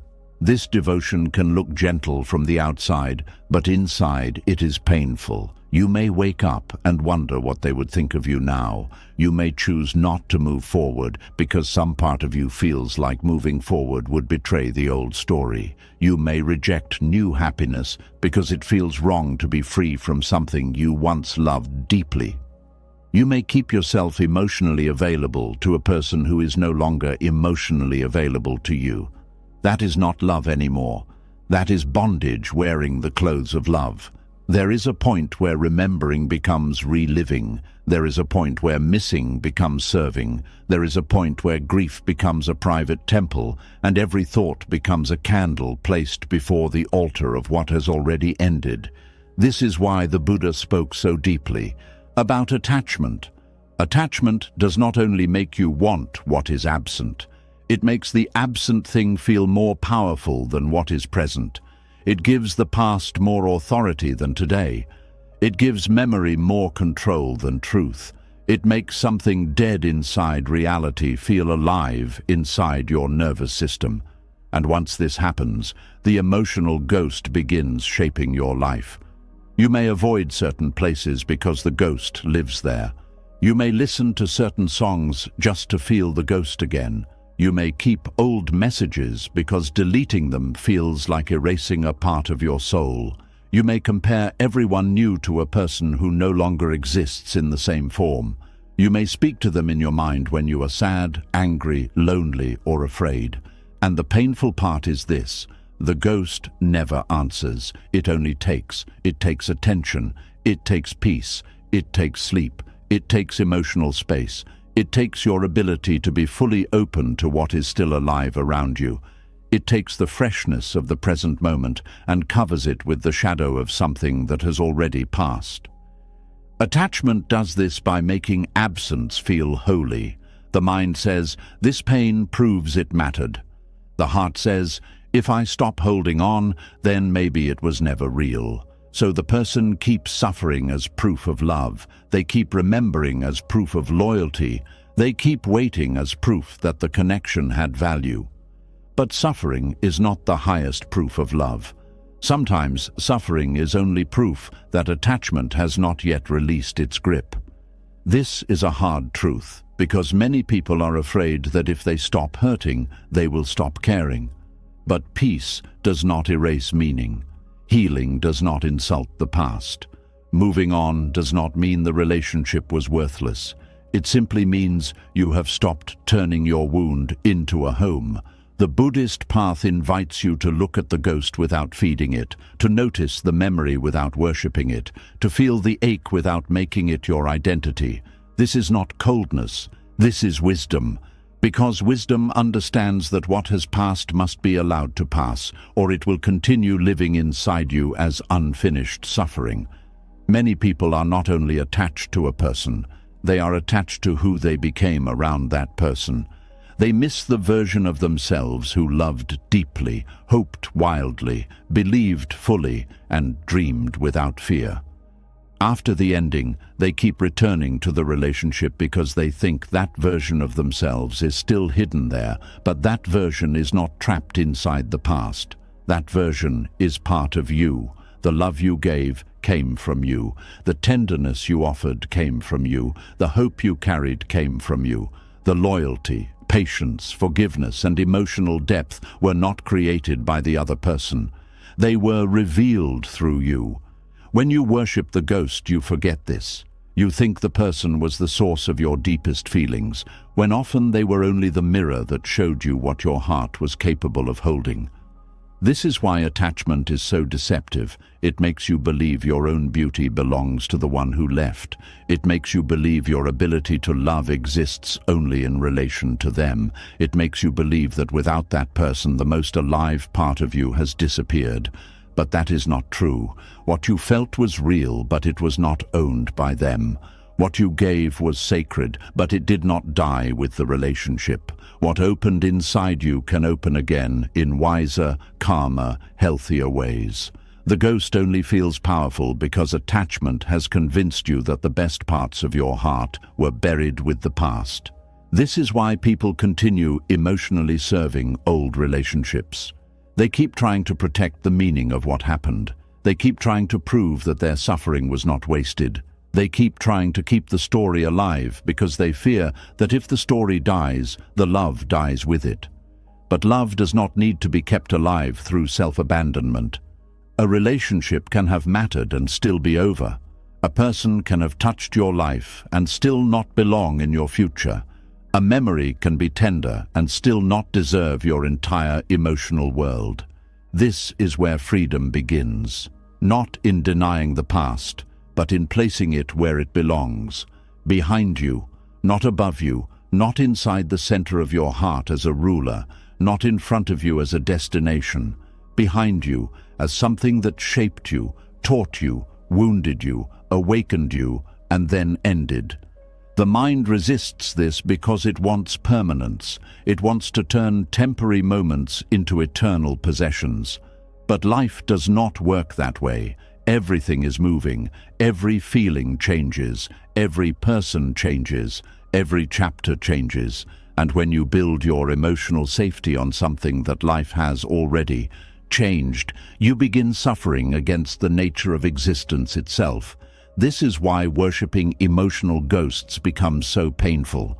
You are asking something impermanent to remain alive forever inside you. You are asking memory to replace reality. You are asking absence to become presence. You are asking the past to continue feeding you, even though it has no living hands. At some point, the heart must understand that ghosts are not fed by love, they are fed by attention. Every time you replay the same scene, the ghost grows stronger. Every time you defend them against your own truth, the ghost gains power. Every time you refuse to accept the ending, the ghost becomes more real in your mind than the life in front of you. This is why awareness matters so deeply. You begin asking yourself, what am I still feeding? Not with judgment, not with shame, but with honesty. Am I feeding peace, or am I feeding longing? Am I feeding truth, or am I feeding fantasy? Am I feeding the life that is still here, or am I feeding a shadow that cannot love me back? These questions can hurt, but they also open the door. Because once you see where your energy is going, you can begin taking it back. Taking your energy back does not mean you suddenly stop caring. It means you stop giving your life force to what is no longer alive in your present. It means you stop shaping your future around someone who is not shaping theirs around you. It means you stop letting a memory decide how much happiness you are allowed to receive. Some people unconsciously remain loyal to pain because happiness feels like betrayal. They think, how can I laugh when I lost so much? How can I love again when that story ended so badly? How can I become someone new when the old version of me is still grieving? But healing is not betrayal. Healing is respect for the life that remains. If something hurt you, the most sacred response is not to keep bleeding for it forever. The most sacred response is to become whole again, to learn, to soften, to grow wiser, to stop letting the wound become the main author of your life. Attachment also makes people worship old identities. This part is subtle. Sometimes you are not only attached to the person, but to who you were during that season. Maybe you were the devoted one, the patient one, the fixer, the rescuer, the one who waited, the one who understood, the one who loved beyond reason, the one who stayed when others would have left. That identity can become addictive Because even if the relationship hurt, the role gave you meaning. It made you feel needed. It gave you a mission. It made your suffering feel noble. And when the relationship ends, you may feel empty because the role disappears too. Who are you if you are no longer waiting? Who are you if you are no longer trying to be chosen? Who are you if you are no longer proving your worth through endurance? Who are you if you stop being the person who suffers beautifully? These questions are uncomfortable, but they are necessary, because many people do not fear losing the other person as much as they fear losing the identity built around the pain. They have lived so long inside the role of the wounded lover, the betrayed soul, the abandoned one, or the hopeful one, that freedom feels unfamiliar. Buddhist wisdom teaches that the self is not fixed. The identity you cling to is also changing. You are not required to remain the version of yourself that pain created. You are allowed to change. You are allowed to outgrow the story. You are allowed to stop introducing yourself to life through your wounds. This does not mean pretending nothing happened. It means refusing to let what happened become your permanent name. Many people carry old emotional identities like sacred robes. They keep wearing the grief because it gives them a sense of continuity. The pain becomes proof that the past mattered. But over time, the robe becomes heavy. It prevents movement. It prevents newness. It prevents the lightness that comes when you are no longer performing loyalty to an old wound. There is a quiet freedom in realizing you do not have to keep being who you were when you were hurt. You can become someone who remembers without reliving, someone who loved without being owned by the loss, someone who was betrayed without becoming bitter, someone who hoped deeply without staying imprisoned by hope, someone who grieved, learned, and slowly returned to life. This is the death attachment fears most. Not the death of the person, not the death of the memory, but the death of the old identity that needed the pain to feel real. When that identity begins to dissolve, the mind may panic. It may pull you back with nostalgia, guilt, sadness, or sudden longing. It may whisper, "Do not let go yet. This is who you are. This is your story. This is the only love that mattered." But wisdom answers quietly, "No, this was one chapter. It is not the whole book." That answer is powerful, because the ghost loses power when you stop making it the center of your life. Memories can remain without becoming masters. Love can remain without becoming chains. Lessons can remain without becoming prisons. The past can remain as part of you without controlling all of you. This is the balance the Buddhist path teaches. It does not ask you to destroy your memories. It asks you to stop clinging to them. It does not ask you to hate the person. It asks you to see clearly. It does not ask you to become empty of feeling. It asks you to stop mistaking attachment for devotion. A free heart can remember and still move. A trapped heart remembers and kneels. This difference changes everything. When you are kneeling before an emotional ghost, your life becomes smaller. You may stop dreaming boldly. You may stop trusting your future. You may stop allowing new people close. You may keep comparing every possibility to a memory that has been edited by longing. You may reject peace because it does not feel as intense as pain. But when you rise, the world slowly widens again. You begin noticing small things you ignored before. Your body begins relaxing in moments that once felt unbearable. Your mind stops checking the past so often. You begin making choices for the person you are becoming, not the person who was left behind. This is how the ghost fades. Not through force, but through less worship. Not through hatred, but through less feeding. Not through denial, but through more presence. The ghost fades when you stop building your day around it. It fades when you stop asking old memories to tell you who you are. It fades when you choose your own peace over emotional loyalty to what hurt you. It fades when you let the relationship become history instead of religion.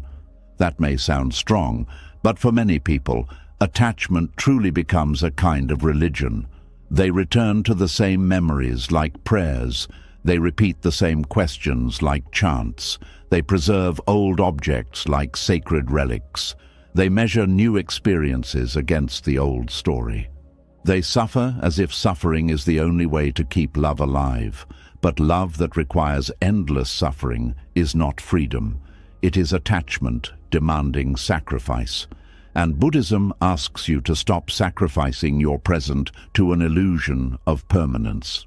Everything that came into your life was always subject to change. This does not make it meaningless. A flower is not meaningless because it fades. A sunset is not meaningless because it disappears. A season is not meaningless because it ends. Beauty does not require permanence to be real. This is one of the tenderest truths of letting go. Something can be real and temporary. Something can be meaningful and over. Something can have shaped you and no longer belong to you. When you understand this, the need to worship the ghost begins to weaken. You stop demanding that the past remain alive forever just to prove it mattered. You allow it to have mattered in its own time. You allow it to be complete. You allow it to end. And in allowing it to end, you begin returning to yourself. Your energy comes back slowly. Your attention becomes cleaner. Your emotions become less controlled by old shadows.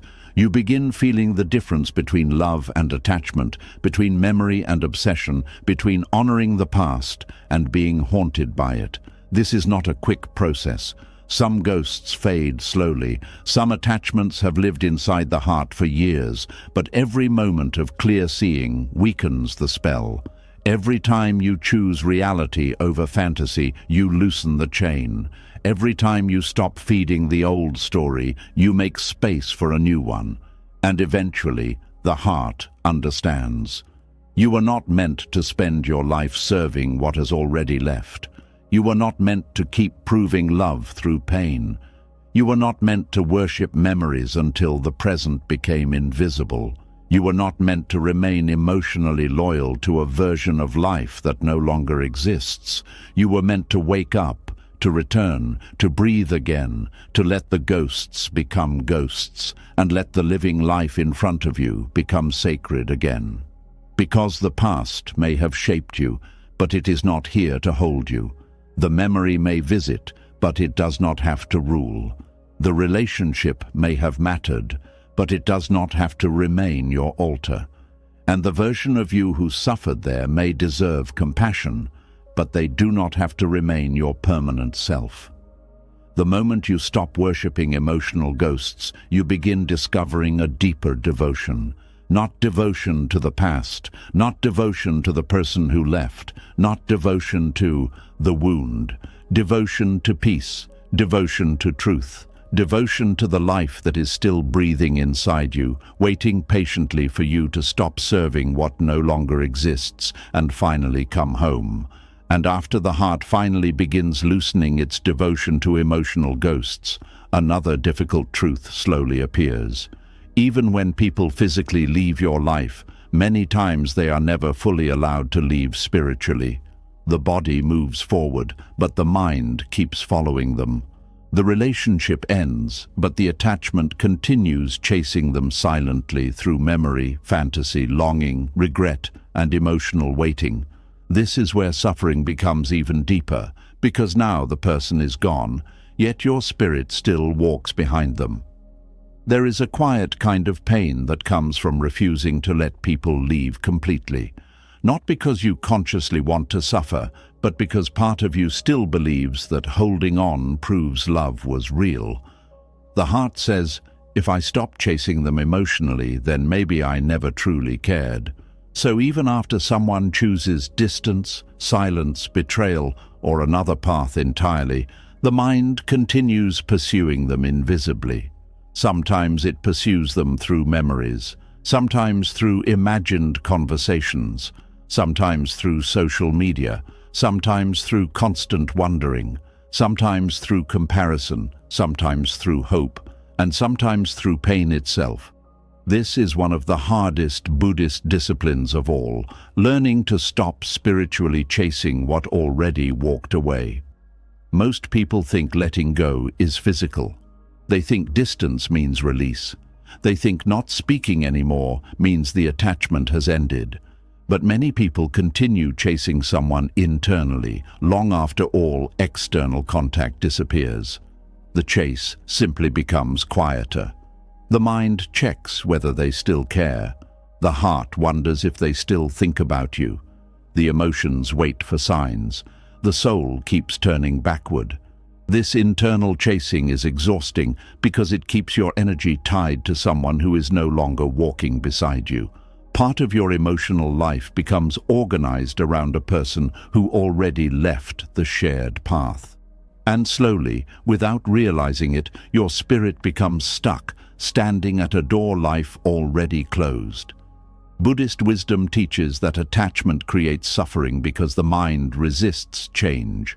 People leave, feelings change, seasons shift, life moves continuously, but attachment whispers, "No, stay, return, explain, choose me again, become who I needed you to be." The chase begins because the ego struggles deeply with rejection and impermanence. When someone leaves, the mind often interprets it as personal failure. It begins asking painful questions. Why was I not enough? What did they find elsewhere? How could they leave after everything we shared? Why was loving me not enough to make them stay? These questions become emotional hooks that keep attachment alive.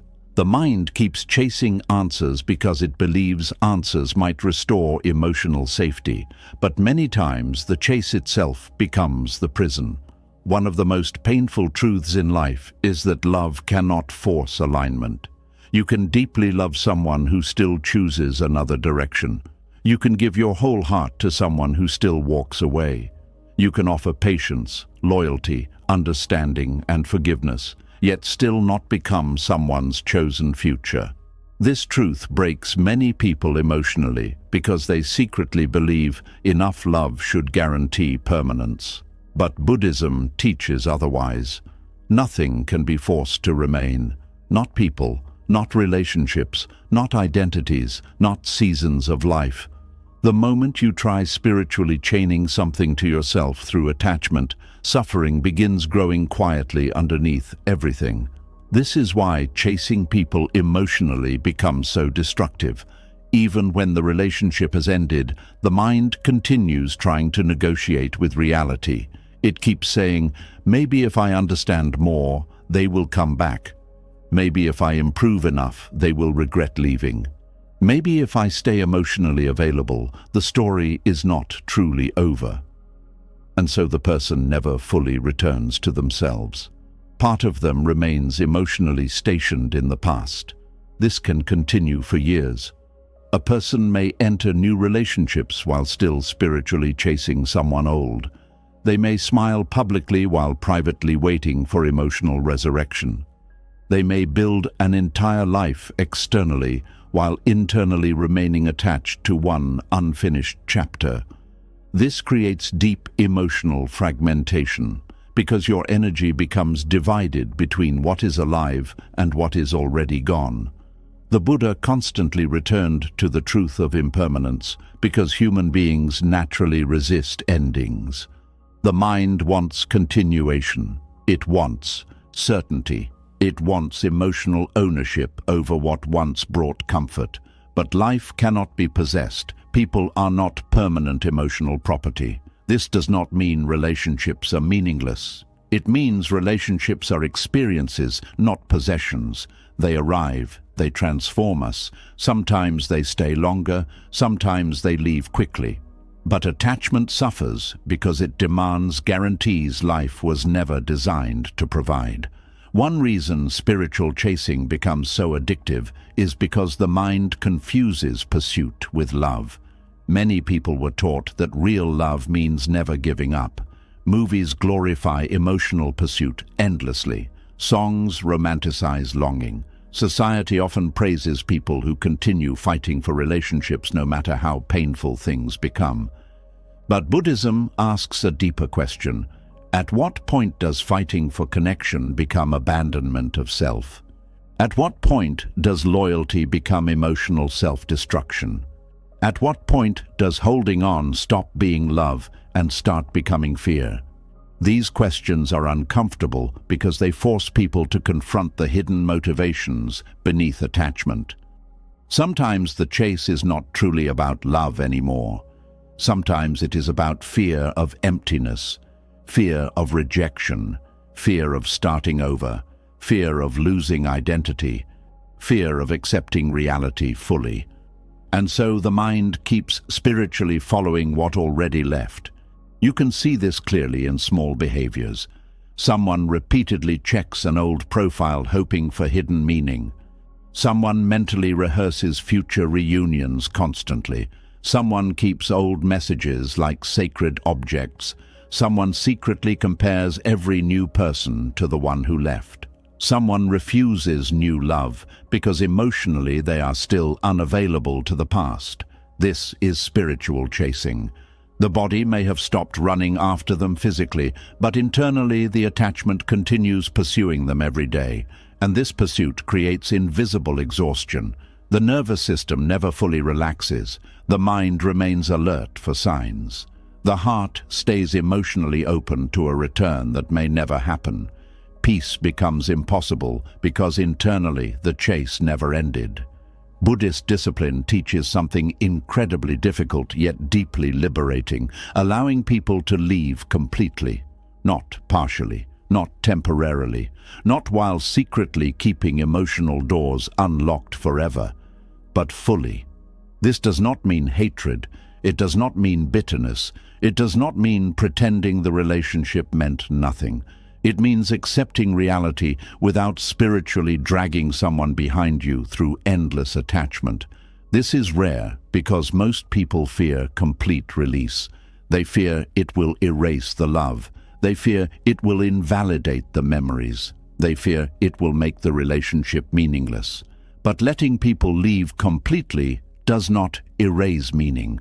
It simply stops converting love into suffering. There is enormous wisdom in understanding that some people were only meant to walk beside you temporarily. The ego hates this idea because the ego wants permanence. It wants emotional contracts guaranteeing lifelong security. But life does not operate through guarantees. Sometimes people enter your life to awaken parts of you. Sometimes they expose wounds you needed to see. Sometimes they teach painful lessons about attachment. Sometimes they mirror your deepest fears and desires. And sometimes they simply share a season before continuing elsewhere. The suffering begins when the mind refuses to allow movement. This is why Buddhism places such deep importance on non-attachment. Non-attachment does not mean not loving. It means loving without trying to imprison life into fixed forms. A free heart says, I loved you deeply, and I also allow reality to move. An attached heart says, I cannot survive unless you stay. This difference changes everything emotionally. One creates peace. The other creates endless chasing. Many people remain spiritually tied to relationships because they never fully mourned the ending honestly. Instead of grieving, they remained emotionally negotiating with reality. Part of them kept believing the story was unfinished. But there comes a moment when healing requires recognizing that not every story continues. Some chapters truly close. Some people truly leave. Some connections truly transform into memory. And accepting this is not weakness, it is emotional maturity. The mind resists this fiercely at first because complete release feels terrifying. Attachment often becomes intertwined with identity. People begin asking themselves painful questions. If I stop chasing them emotionally, who will I become? If I truly let go, what remains? If they are really gone, then what happens to the version of me that existed with them? These fears are real because attachment often shapes identity deeply. A person may spend years orienting their emotional world around another human being. Their routines, dreams, emotions, hopes, and self-worth slowly become connected to the relationship. When the relationship ends, they feel spiritually disoriented. This is why the chase continues. The mind is not only chasing the person, it is chasing emotional continuity. It is trying to preserve the old version of reality. But Buddhism teaches that identity itself is fluid. You are not required to remain who you were in the middle of attachment. You are allowed to transform after loss. You are allowed to become someone new after heartbreak. This is difficult because grief often makes people freeze emotionally. They stop evolving because part of them remains waiting for the old story to resume. But life keeps moving whether attachment accepts it or not. The seasons continue changing. The body continues aging, the world continues unfolding, and eventually the cost of spiritually chasing the past becomes unbearable. A person realizes they are missing their own life while emotionally following someone else's footsteps. This realization hurts deeply, but it also becomes the beginning of liberation, because now awareness enters. You begin noticing how often your thoughts revolve around them. You begin noticing how your mood changes based on imagined scenarios involving them. You begin noticing how much emotional energy is still flowing backward instead of forward. This awareness is essential because unconscious attachment controls people silently. Once you see the pattern clearly, you can begin interrupting it gently, not through force, not through emotional violence against yourself, but through honest return to the present moment. Each time the mind begins chasing them mentally, you return. Each time fantasy tries reopening the story, you return. Each time longing pulls you backward, you return. This return becomes spiritual discipline, not glamorous discipline, quiet discipline. The discipline of no longer feeding attachment automatically. One of the deepest misunderstandings about letting go is that people think it means no longer caring. But complete release can coexist with deep love. You can love someone and still stop spiritually chasing them. You can honor what existed while accepting what ended. This balance is profound because it allows tenderness without imprisonment. It allows memory without obsession. It allows grief without endless attachment. Many people fear complete release because they think it means emotionally abandoning the relationship. But often, complete release is the most respectful thing possible. Why? Because chasing someone spiritually after they have chosen another path often dishonors reality itself. It keeps both people trapped inside unfinished emotional energy. Freedom begins when reality is allowed to be real. If someone left, they left. If someone changed, they changed. If someone no longer chooses the relationship, that truth must eventually be faced fully. This facing is painful, but pain faced honestly heals far more deeply than pain endlessly avoided through attachment. Buddhist practice constantly returns to presence because presence interrupts chasing. You cannot fully inhabit the present moment while spiritually pursuing someone in the past. Your awareness becomes split. Part of you remains absent from your actual life, and absence from your own life creates suffering. This is why people often feel emotionally numb after heartbreak. Their energy remains elsewhere. They are physically present, but spiritually turned backward. The discipline of letting people leave completely is ultimately the discipline of returning home to yourself. Returning your attention, returning your emotional energy, returning your identity, returning your future, returning your spirit from the endless pursuit of what already walked away. This process happens gradually. At first, the attachment still calls to you constantly. You still want signs. You still replay memories. You still fantasize about reconciliation. You still wonder if they miss you too. This is normal. The goal is not perfection. The goal is awareness and gentle release. Over time, something remarkable begins happening. The emotional urgency weakens. The mind stops chasing constantly, the nervous system relaxes slightly, the obsession loses intensity, and for the first time in a long time, silence no longer feels unbearable. This silence becomes sacred, because within it you begin rediscovering yourself beyond attachment. You begin learning who you are when you are no longer emotionally revolving around another person. You begin reconnecting with your own inner life, your own values, your own peace, your own future. This is one reason Buddhist wisdom emphasizes solitude and stillness. Without external emotional chasing constantly consuming awareness, deeper truths become visible. You begin realizing that much of your suffering came not only from loss itself, but from resistance against loss. The endless inner argument saying, "This should not have ended." Once that argument softens, suffering softens too. Not immediately, not completely, but noticeably. You breathe differently, you sleep differently, you think differently. The world slowly stops revolving around the absence, and eventually a profound truth begins settling into the heart. You cannot walk fully into your future while spiritually chasing someone into the past. At some point, the chase must end. Not because the relationship meant nothing, but because your life still matters too. Your peace matters, your spirit matters, your future matters, and no relationship should require lifelong emotional pursuit after reality has already spoken clearly. This is why letting people leave completely is such a rare discipline. It requires surrendering fantasy. It requires accepting impermanence.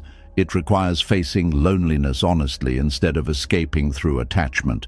But it also creates enormous freedom, because the moment you stop spiritually chasing what already left, your energy begins returning to the only place healing can truly happen.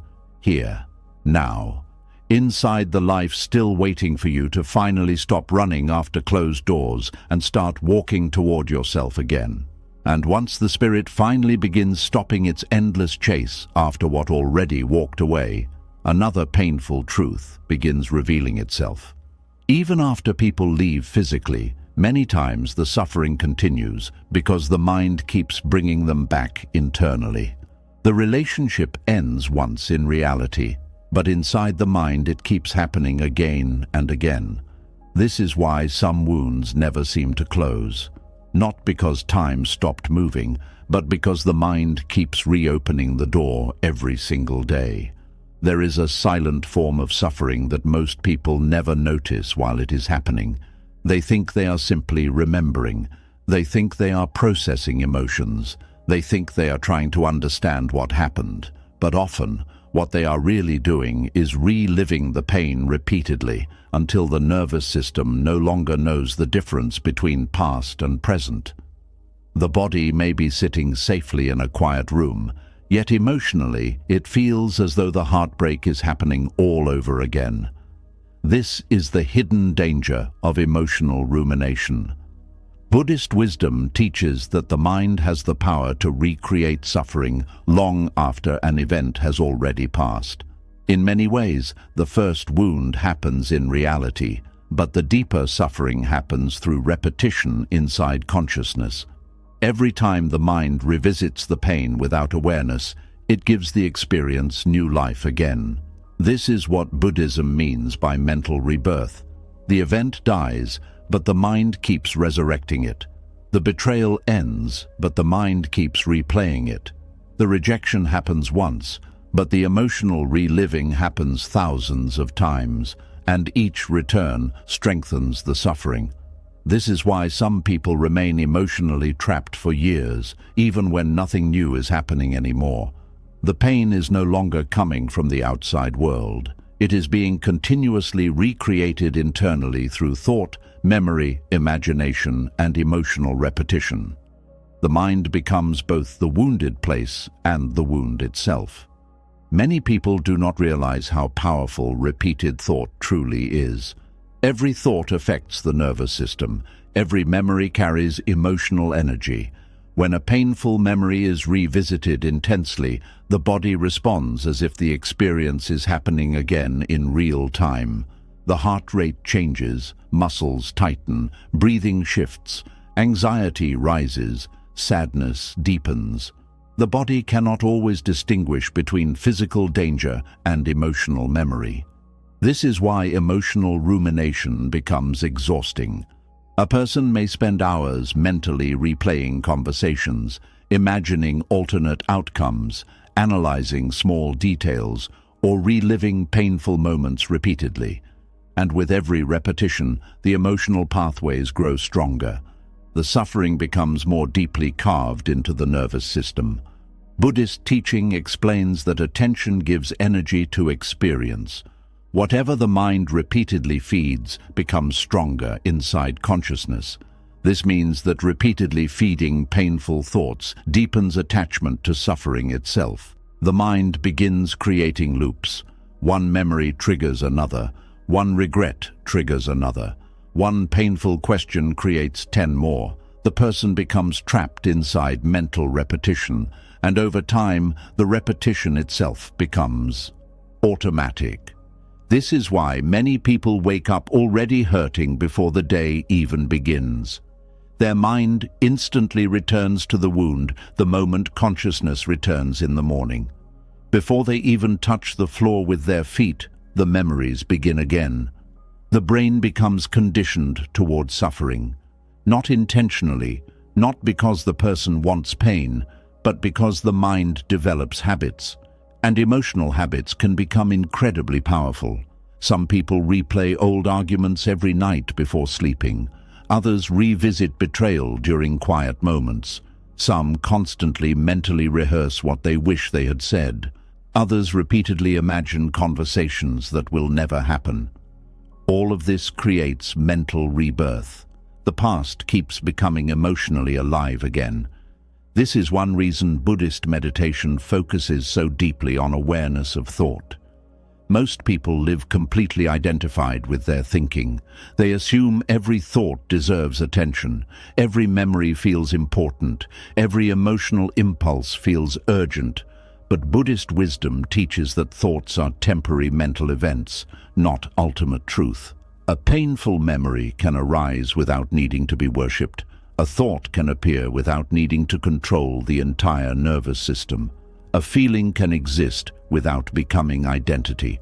This understanding changes everything, because once you realize the mind is recreating suffering through repetition, you begin understanding why healing requires presence instead of endless mental revisiting. The problem is that emotional rumination disguises itself as problem solving. The mind says, if I think about this long enough, maybe I will finally understand everything. Maybe I will find closure. Maybe I will discover what I missed. But many times the mind is not truly seeking wisdom anymore. It is trapped in emotional compulsion. There is a difference between reflection and rumination. Reflection creates understanding. Rumination creates imprisonment.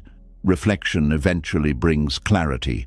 Rumination endlessly circles the same pain without resolution. Reflection allows emotional movement. Rumination keeps emotional energy frozen in place. Many people confuse the two. They believe repeatedly revisiting pain is helping them heal. But often they are only deepening the emotional pathways connected to suffering. This is why the pain feels fresh even years later. The wound keeps being emotionally reopened. The Buddha taught that suffering grows through attachment, and one form of attachment is attachment to painful thought itself. Human beings often cling to suffering because suffering creates emotional familiarity. It becomes mentally habitual. The mind begins returning to pain automatically because pain became emotionally practiced. This is especially true after betrayal, heartbreak, humiliation, abandonment, or emotional trauma. The mind keeps scanning the past, searching for certainty. It tries to protect itself from future pain by endlessly reviewing old pain. But this protection becomes self-destruction. The nervous system remains trapped in survival mode. Peace becomes difficult because the mind never truly rests. The body carries emotional exhaustion constantly, and slowly life becomes smaller because so much energy is spent mentally reliving what already happened. One of the most painful aspects of rumination is that it creates emotional time travel. A person stops living in the present moment psychologically. Their awareness remains trapped inside old emotional experiences. Even while life continues moving externally, internally they are still standing in the same painful scene. This creates deep emotional stagnation. Growth slows down, joy feels distant, new experiences feel emotionally muted. The present moment becomes overshadowed by constant mental return to the past. This is why Buddhist wisdom places enormous emphasis on returning attention to the present moment. The present moment interrupts mental rebirth. It breaks the cycle temporarily. Presence reminds the nervous system that the painful event is not happening right now. Right now, the body is breathing. Right now, the room is quiet. Right now, the danger is memory, not immediate reality. This may sound simple, but it is deeply transformative, because suffering often survives through unconscious repetition. Once awareness enters, the cycle begins weakening. You start noticing how often the mind returns to the same scenes. You notice how certain songs trigger emotional spirals. You notice how loneliness strengthens mental replaying. You notice how silence becomes filled with old conversations. This awareness matters because unconscious suffering controls people far more deeply than conscious suffering. Most people do not realize they are mentally choosing the past repeatedly, not intentionally, but habitually. The mind has been trained toward emotional repetition. This training often begins early in life. Many people learned to overthink because uncertainty felt dangerous. They learned to mentally replay situations, trying to avoid future pain. Over time, the brain associated rumination with emotional survival. If I keep thinking about it, maybe I can prevent it from happening again. But eventually, the thinking itself becomes harmful. Instead of protecting the person, it keeps them emotionally wounded. Buddhism teaches that awareness creates freedom because awareness allows you to observe thoughts without automatically following them. This is one of the deepest spiritual disciplines. To notice a painful memory arising and not immediately fall inside it. To observe sadness without becoming consumed by endless storytelling. To allow emotion without feeding emotional repetition. This does not mean suppressing pain. Suppression is different from awareness. Suppression pushes emotion away forcefully. Awareness allows emotion while remaining present. Many people fear presence because presence initially feels empty after long periods of rumination. The mind became accustomed to emotional intensity. Without constant replaying, there is suddenly silence, and silence can feel frightening, because silence forces the person to meet themselves without distraction. This is one reason people unconsciously continue suffering mentally. Rumination gives the mind something to do. It creates emotional occupation. Without it, unresolved emptiness becomes visible. But Buddhism teaches that emptiness is not the enemy. Emptiness is space, and within that space, healing slowly becomes possible. At first, the mind resists this strongly. It keeps pulling attention backward. It says, just think about it one more time. Just revisit the memory again. Just analyze what they meant. Just replay the ending. The mind believes repetition will eventually produce relief. But repetition rarely produces peace. It usually produces deeper emotional exhaustion. This is why people sometimes feel physically drained after hours of overthinking. Emotional rumination consumes enormous nervous system energy. The body remains tense while the mind loops through unresolved pain. Sleep suffers, focus suffers, creativity suffers, presence disappears, the person becomes emotionally trapped inside mental repetition. Buddhist teaching explains that thoughts are like seeds. Whatever thoughts are watered, repeatedly grow stronger. If painful thought patterns are constantly reinforced, suffering becomes deeply rooted internally. This does not mean you are responsible for every painful thought that appears. Thoughts naturally arise. Memories naturally return sometimes. The suffering deepens when the mind unconsciously clings to them, expands them, feeds them, and builds identity around them. A painful thought appears. Then attachment says, "This thought defines me. This pain is who I am. This story is my entire life." And suddenly, suffering becomes identity. This is dangerous because identity built around pain resists healing. The ego begins protecting the suffering because the suffering became familiar psychologically. The person starts introducing themselves internally through the wound. The betrayed one, the abandoned one, the rejected one, the broken one. And once this identity forms, the mind continuously searches for evidence confirming it. This strengthens emotional rumination further.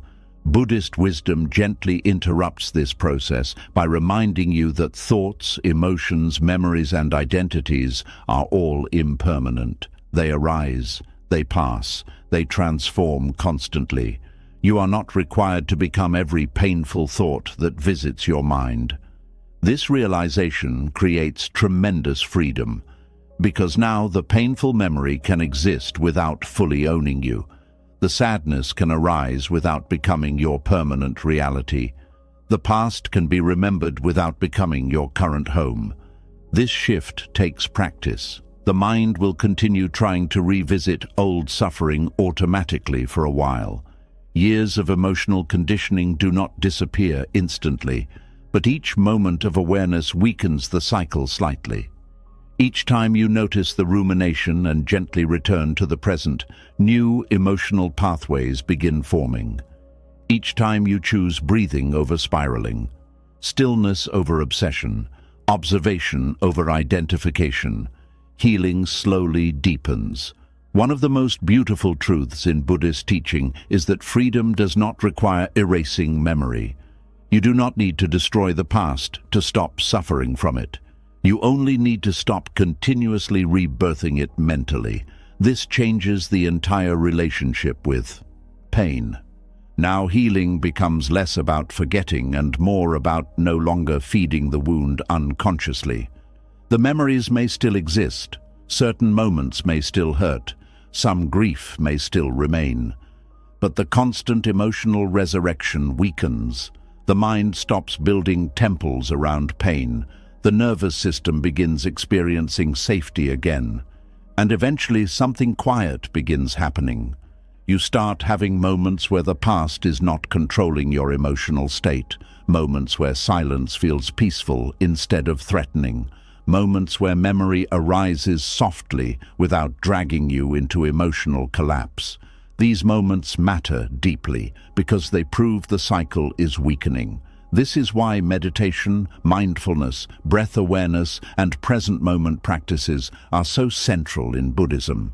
They retrain attention. They teach the mind how to exist without endlessly feeding suffering. At first, presence feels fragile.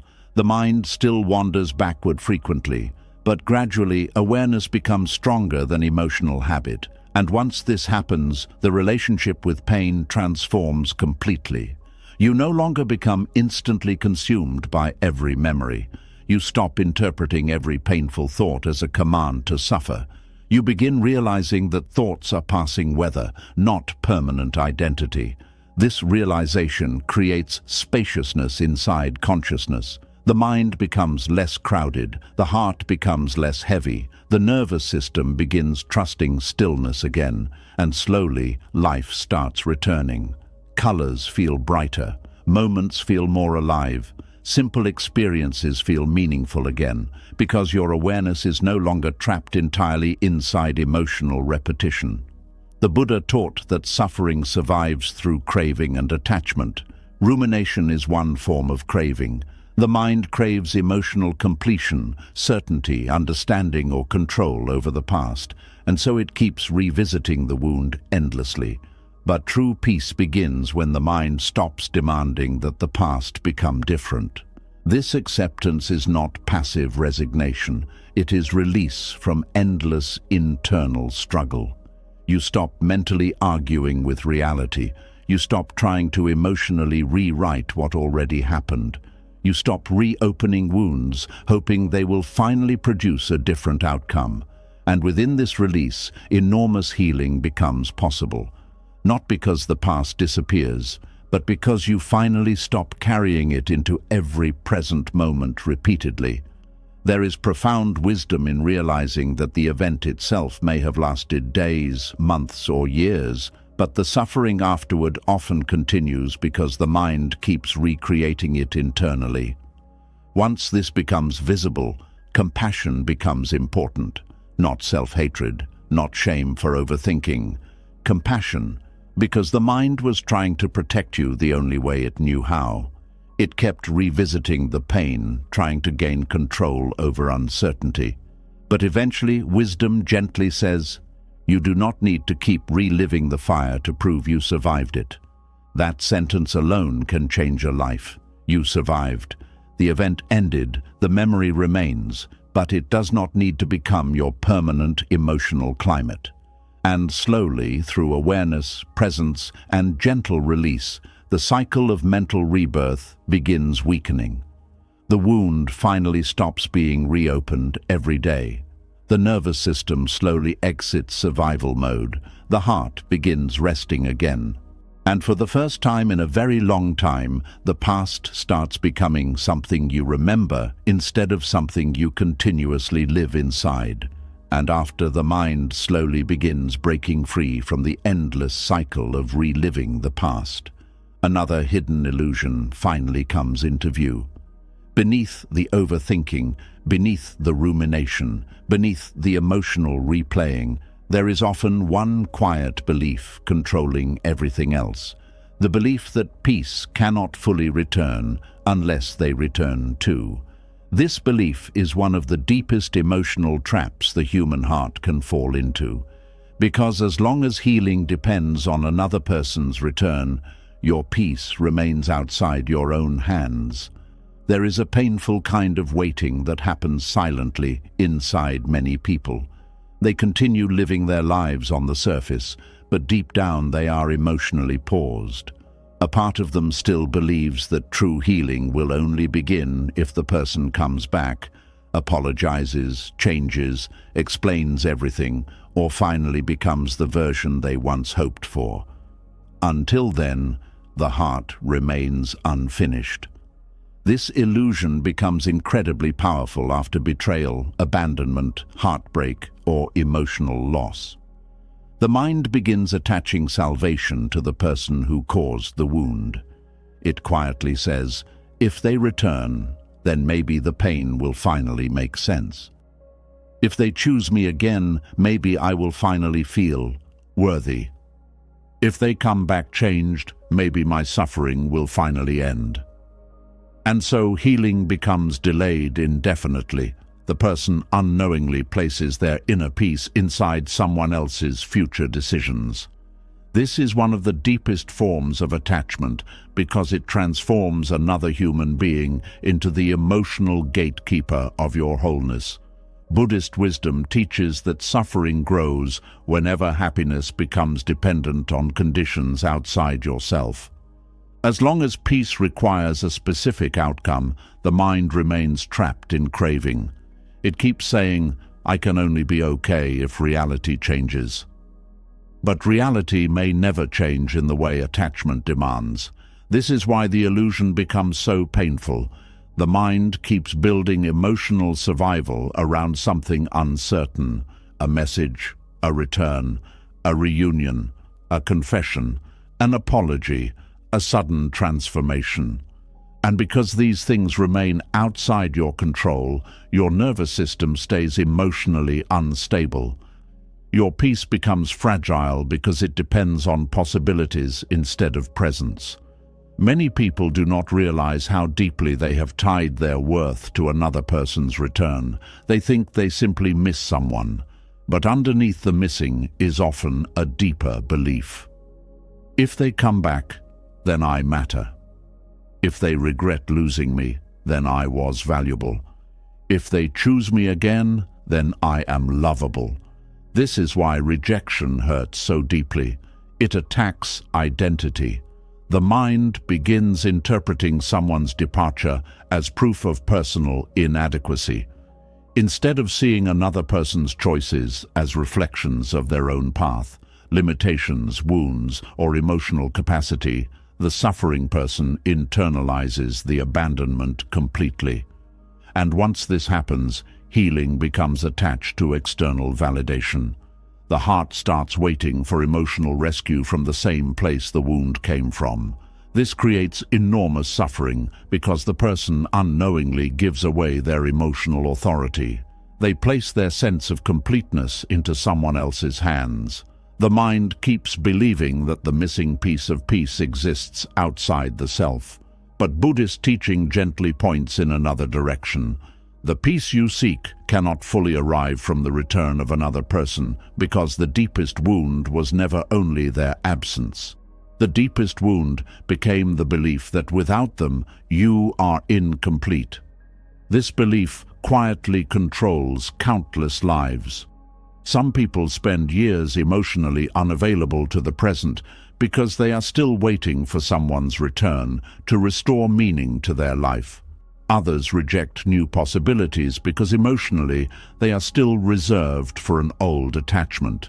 Some continue secretly hoping for reconciliation long after reality has clearly moved elsewhere. And during all this waiting, life continues passing by. The Buddha taught that attachment creates illusion, and one of the strongest illusions is believing another person contains your wholeness. Love can deeply enrich life, but no human being was meant to become the sole foundation of your emotional existence. When this happens, attachment turns into dependency. Dependency says, "Without you, I cannot feel alive." Dependency says, "Without your love, I cannot recognize my worth." Dependency says, "Without your return, I cannot move forward." This is why heartbreak often feels like identity collapse. The relationship did not simply end externally. Internally, the mind lost the emotional structure it depended on for security, meaning, and self-recognition. And suddenly, emptiness appears everywhere.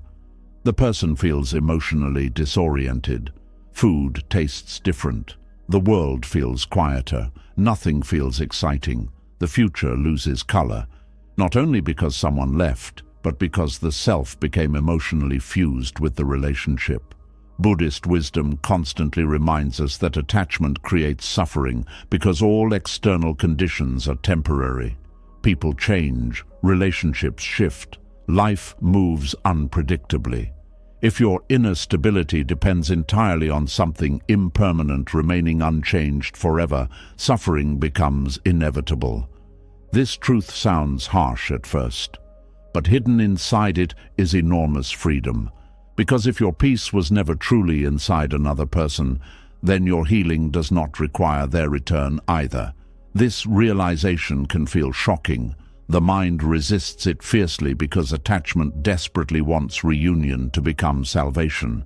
It wants the story repaired externally. It wants emotional justice. It wants reassurance that the love mattered enough to bring the person back. But even when reunions happen, they rarely heal the deeper wound automatically. Many people spend years fantasizing about reconciliation, only to realize afterward that the return did not create the peace they expected. Why? Because the original suffering often came from internal dependency, not merely physical separation. A person may return while the insecurity remains. The relationship may resume while the fear of abandonment continues underneath. The longing may temporarily quiet down, but attachment still creates instability. This is why Buddhist teaching focuses less on controlling external outcomes and more on transforming the relationship with attachment itself. True peace begins the moment you stop needing someone's return to feel whole. Not because you stop loving them, not because the memories disappear, not because the loss suddenly becomes painless, but because your existence no longer depends on another person validating it through presence. This shift changes everything internally. The nervous system begins relaxing because emotional survival is no longer tied to uncertainty. The mind stops obsessively searching for signs. The heart stops bargaining with reality constantly. And slowly, identity begins rebuilding from within instead of from external attachment. This process takes enormous courage because many people secretly fear their own emptiness. They built so much emotional meaning around the relationship that without it, they feel spiritually hollow. This emptiness can feel terrifying at first, but Buddhism teaches something profoundly important. Emptiness is not destruction. Emptiness is space, and space allows transformation. The problem is that most people panic when emotional emptiness appears. Instead of sitting with it, they immediately try filling it through fantasy, hope, memory, distraction, or emotional chasing. They fear what will happen if they fully stop depending on the other person internally. But eventually, the soul grows exhausted from dependency. The waiting becomes too painful. The emotional instability becomes unbearable. The endless longing becomes spiritually draining. And slowly, a deeper wisdom begins emerging. The realization that no human being can permanently carry the burden of completing another person's identity. This realization is liberating because it returns power inward. Now healing no longer depends on another person awakening emotionally. Now peace no longer depends on reconciliation. Now self-worth no longer depends on being chosen. This does not happen overnight. The mind continues resisting for a while. It still fantasizes about reunion occasionally. It still imagines emotional repair. It still wonders whether they think about you too. But gradually, the emotional dependency weakens, and something remarkable begins happening. You stop measuring your worth through their absence. This is one of the deepest turning points in healing. Because as long as someone's departure defines your value, attachment still controls your identity.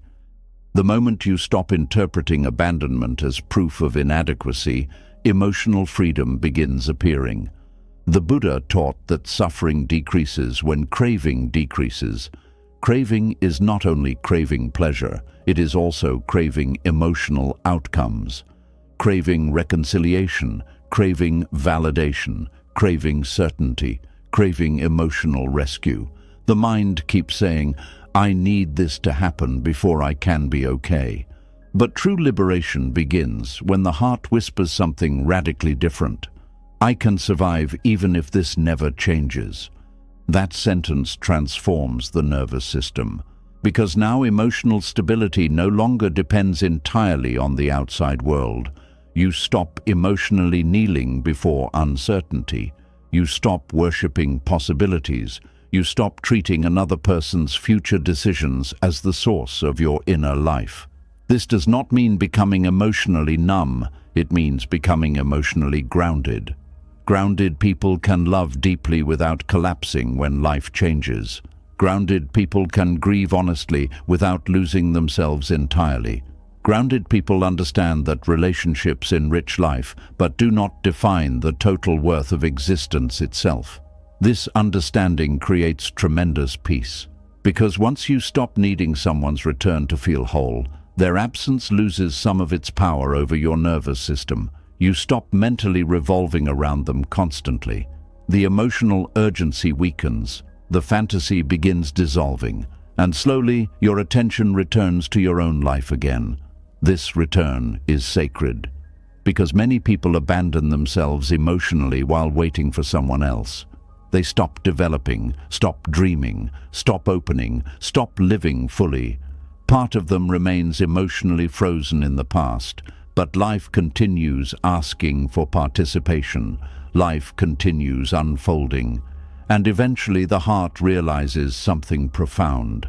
The person you were waiting for to save you from emptiness was never supposed to become your entire source of emotional wholeness in the first place.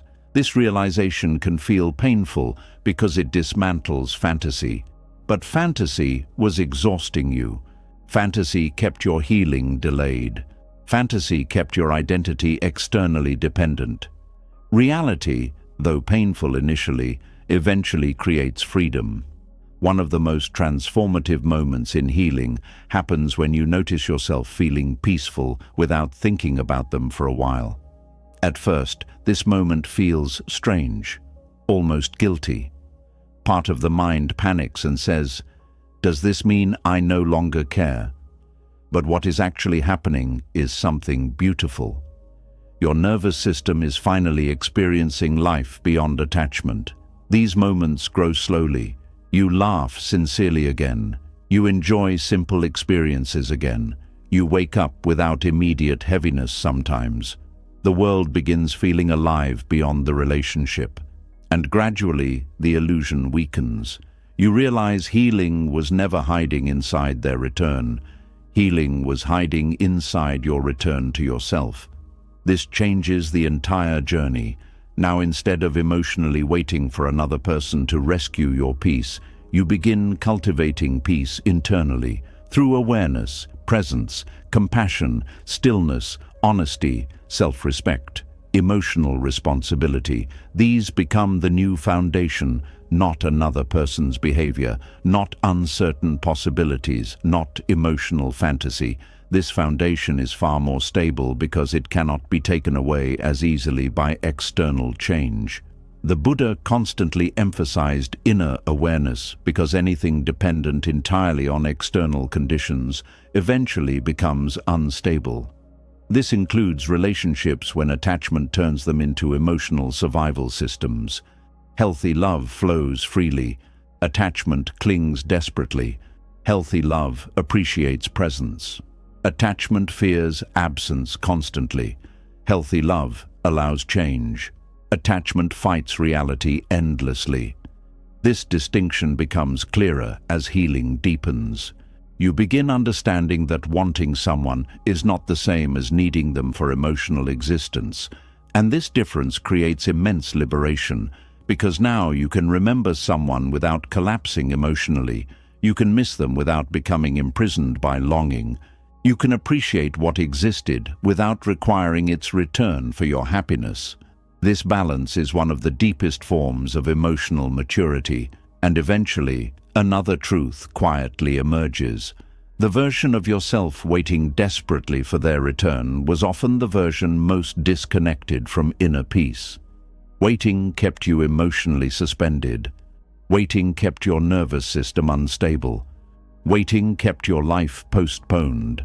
But now, without noticing it at first, something inside begins standing on its own again. You begin making choices based on your own well-being instead of imagined reconciliation. You stop asking whether every action might bring them back. You stop shaping your identity around being chosen. You stop treating your future like a waiting room. And this is where true healing finally begins breathing fully. Not because the loss disappeared, not because the memories vanished, but because your soul finally stopped handing its wholeness to someone else. The Buddha taught that freedom begins where attachment loosens its grip. And one of the deepest attachments humans carry is the belief that another person holds the missing piece of themselves. But wholeness was never lost. It was simply buried beneath dependency, fear, longing, and emotional identification. The moment you stop needing another person's return to validate your existence, you begin discovering something extraordinary. You were never incomplete to begin with. You were wounded. You were grieving. You were attached. You were afraid. But incomplete? No. Your value did not leave with them. Your future did not leave with them. Your soul did not leave with them. Only the attachment convinced you otherwise, and once that attachment begins dissolving, peace slowly enters the spaces where desperation once lived, quietly, gently, honestly, until one day you realize something that once felt impossible. You no longer need someone's return to feel alive inside your own life again. And once the heart finally begins realizing that peace does not depend on someone's return, another hidden layer of suffering becomes visible. Because even after people understand they do not need another person to come back, many still struggle with something quieter, deeper, and far more subtle. They built their emotional survival around another human being without realizing it. Little by little, attachment stopped being love and became dependence. Their mood depended on another person's attention. Their peace depended on another person's consistency. Their self-worth depended on another person's affection. Their emotional stability depended on another person staying emotionally available. And slowly, without noticing, inner peace disappeared. There is a form of emotional dependency that does not look dramatic from the outside. A person can appear independent, successful, calm, even emotionally strong.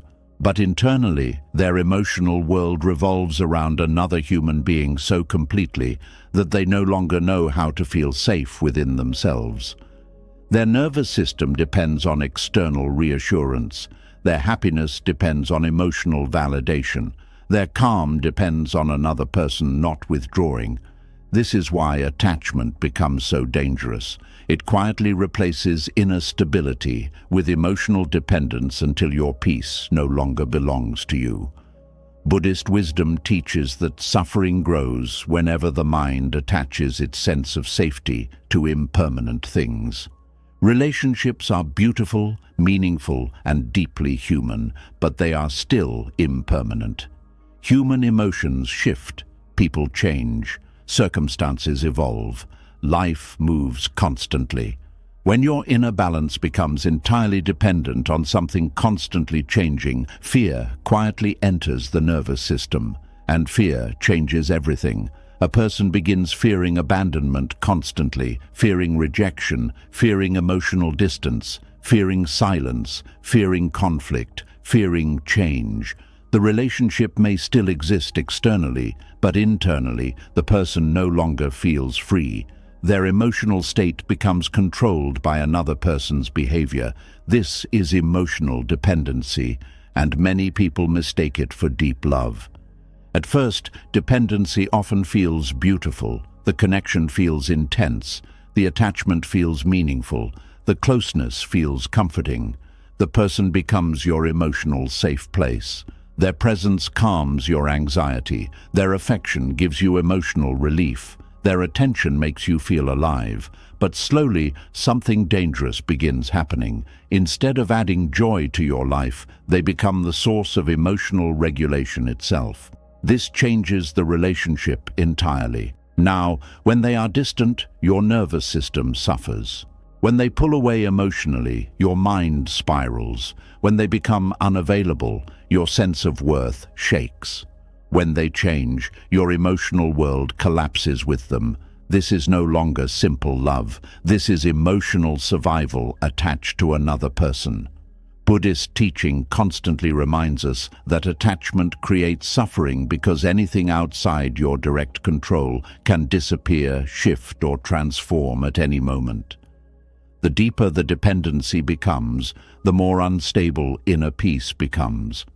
And most people do not notice this happening gradually. It develops quietly over time. At first, you simply care deeply. Then you begin needing reassurance more often. Then your mood starts depending on their attention. Then your thoughts revolve around them constantly. Then your peace disappears whenever they become emotionally distant. Eventually, your nervous system no longer knows how to self-regulate without external validation. This is why emotional dependency becomes exhausting. The mind becomes hyper-alert constantly, analyzing tone changes, reading messages repeatedly, searching for hidden meanings. watching for emotional shifts, trying to prevent abandonment before it happens. The body stays tense because emotional safety now depends on unpredictable external behavior. This creates chronic anxiety. Many people think they are simply sensitive or loving deeply, but often they are emotionally dependent without realizing it. Their inner stability has slowly been outsourced to another human being. This creates enormous suffering because no person can permanently regulate another person's entire emotional world perfectly. Eventually, disappointment becomes inevitable. No human being can provide constant reassurance forever. No relationship can eliminate insecurity completely. No partner can permanently prevent fear, loneliness, uncertainty, or pain from existing inside another person. And when dependency exists, every imperfection inside the relationship feels emotionally catastrophic. A delayed reply feels threatening. Emotional distance feels terrifying. Small conflicts feel devastating. The mind immediately fears abandonment because peace itself feels unstable without external connection. This is one reason attachment creates so much anxiety. The person is no longer standing emotionally on their own inner ground. They are standing on another person's changing emotions, and emotions are unstable terrain. Buddhist wisdom teaches that true peace cannot depend entirely on unstable conditions. This does not mean relationships are unimportant. It means your entire emotional survival cannot be built around another person's presence without suffering eventually appearing. One of the clearest signs emotional dependency has replaced inner peace is when solitude begins feeling unbearable. A dependent mind often panics in emotional stillness. Without constant connection, reassurance, or attention, emptiness begins surfacing. This emptiness can feel frightening because dependency often distracts people from their deeper relationship with themselves. Many individuals stay emotionally attached not because the relationship is healthy, but because being alone forces them to face unresolved insecurity internally. And so attachment becomes emotional escape. The relationship becomes a shield against loneliness, uncertainty, self-doubt, or inner emptiness. This is why breakups often feel emotionally catastrophic beyond the relationship itself. The person loses not only companionship, but also the external emotional structure regulating their inner world. Suddenly, all the emotions dependency was covering begin surfacing at once. Fear, abandonment, insecurity, restlessness, worthlessness, emptiness. And because the person never fully learned how to sit peacefully with themselves, the suffering feels overwhelming. Buddhism teaches that freedom begins when the mind learns to rest within itself, instead of endlessly searching outside itself for completion. This does not mean isolation, it means emotional grounding. A grounded person can love deeply without collapsing internally whenever circumstances shift. A grounded person appreciates connection without building identity entirely around it. A grounded person experiences loss without losing all inner stability. This balance is rare because modern culture often romanticizes dependency. People are taught that overwhelming attachment equals passion. Emotional obsession gets called soul connection. Constant anxiety gets mistaken for deep love. But true love does not destroy inner peace constantly. Attachment does. This distinction is essential. Love allows breathing. Dependency creates emotional suffocation. Love appreciates another person. Dependency emotionally consumes them. Love coexists with inner stability. Dependency replaces inner stability entirely. One reason emotional dependency becomes so subtle is because it often develops through unmet emotional needs from earlier life experiences. Someone who lacked emotional security growing up may unconsciously search for another person to finally provide permanent emotional safety. The relationship becomes psychologically symbolic, Now, the partner represents validation, protection, belonging, worth, emotional rescue, and once this happens, attachment intensifies enormously because losing the relationship feels like losing emotional survival itself. This explains why some people stay in deeply unhealthy relationships. Even when suffering constantly, they fear leaving because internally the relationship became their emotional anchor. Without it, they feel lost. The Buddha taught that attachment creates illusion, and one of the greatest illusions is believing another person can permanently remove inner suffering for you. Relationships can support healing beautifully. They can offer love, comfort, companionship, and care. But no external person can permanently stabilize an internally ungrounded mind. This realization is painful initially because dependency desperately wants rescue. It wants another person to finally fill every emotional emptiness completely. But this expectation places impossible pressure on relationships. Eventually, resentment, fear, anxiety, and instability begin appearing, because dependency always carries fear underneath it. Fear of losing the source of emotional regulation. This fear often creates controlling behavior unintentionally, clinginess, overthinking, constant reassurance seeking, jealousy, emotional hypervigilance. People experiencing dependency are not trying to be difficult intentionally. Their nervous system simply learned to associate another person with emotional safety itself. And when safety feels threatened, panic appears. Buddhist practice gently interrupts this by teaching awareness of attachment patterns. You begin noticing how often your emotional state depends entirely on another person's behavior. You notice how silence affects your nervous system. You notice how quickly your mood changes based on external validation. You notice how much emotional energy goes toward maintaining connection instead of cultivating inner stability. This awareness is not meant to create shame, it creates freedom. Because once dependency becomes visible, healing becomes possible. Many people never realize how disconnected they became from themselves during emotionally dependent relationships.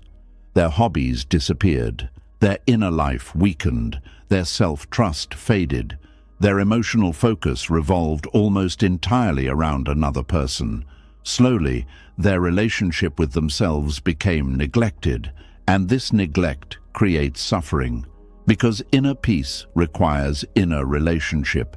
You cannot abandon yourself emotionally for years and still feel deeply grounded internally. This is why Buddhist wisdom places such deep importance on returning attention inward, not selfishly, not narcissistically, but consciously.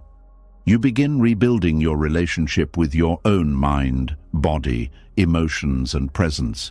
You begin learning how to soothe yourself instead of constantly needing external regulation. You begin rediscovering your own emotional center. At first, this can feel deeply uncomfortable. A dependent nervous system is accustomed to looking outward for stability. Sitting alone with yourself may initially feel empty, restless, or emotionally raw. But slowly, through awareness and presence, something beautiful begins happening. The nervous system starts learning safety internally again. This changes everything. Now, peace no longer disappears every time another person changes emotionally. Now solitude becomes restful instead of terrifying. Now self-worth becomes less dependent on external attention. Now relationships become connection instead of emotional survival systems. This transformation takes patience because dependency patterns often run deep. The mind still reaches outward automatically sometimes.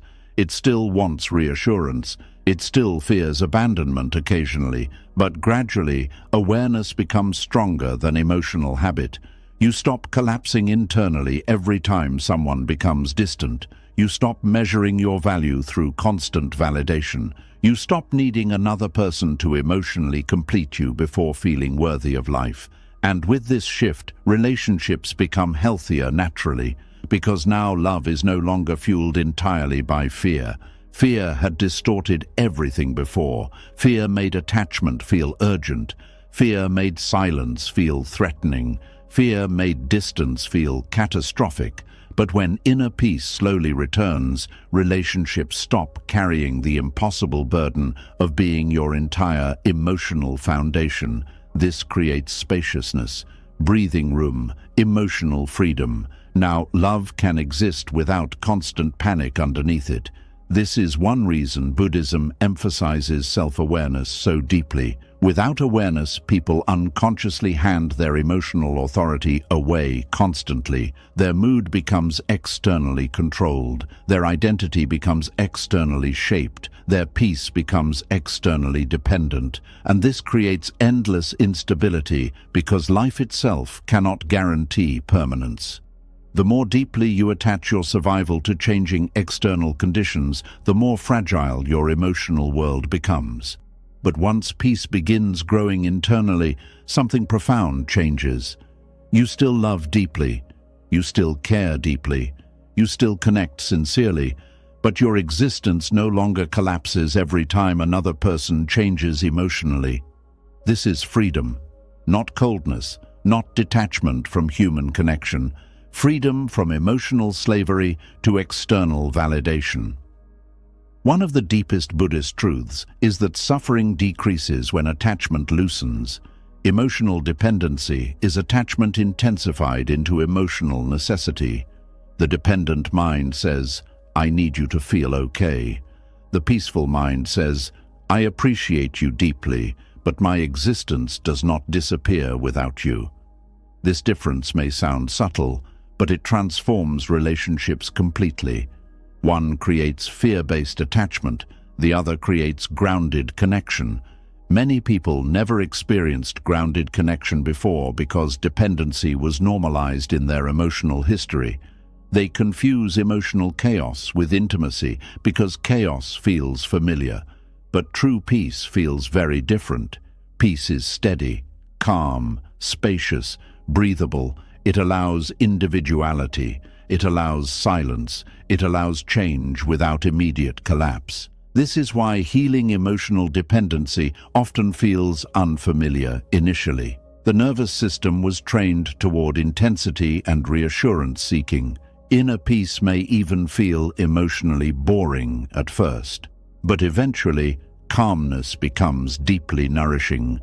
The body relaxes, the mind quiets, the heart softens, and the person begins experiencing life beyond constant emotional survival mode. This is where true healing deepens, not because relationships stop mattering, but because relationships stop replacing your relationship with yourself. The Buddha never taught isolation from human love. He taught freedom from clinging. There is a profound difference. Clinging says, "Without you, I am nothing." Love says, "I cherish your presence while still, remaining connected to myself." Clinging creates fear constantly. Love allows peace. And eventually, after enough awareness, suffering, reflection, and inner work, another truth quietly settles inside the heart. The peace you were searching for through another person was always something your own spirit needed to relearn within itself. Not because human connection is meaningless, but because no external love can permanently replace inner grounding. This realization is deeply liberating, because now your peace no longer depends entirely on uncertain conditions. Now your worth no longer rises and falls through another person's attention. Now your nervous system slowly learns that safety can exist even in solitude. And perhaps for the first time in a very long time, you begin feeling something that attachment had quietly stolen from you for years. A calm relationship with your own existence. And once you begin feeling a calm relationship with your own existence, another truth becomes easier to understand. The suffering was never only about loving someone. It was about asking something temporary to become permanent. It was about holding a passing moment as if it owed you forever. It was about placing your peace inside hands that life itself was always capable of opening. This is where Buddhist wisdom becomes painfully clear. You suffer more deeply when you demand permanence from what was never built to stay unchanged. There is a quiet ache that comes when the heart wants life to freeze a beautiful moment and keep it untouched forever. A person enters your life, and suddenly you want their affection to remain the same. A season feels warm, and you want it to last. A relationship gives you meaning, and you begin believing it should never change.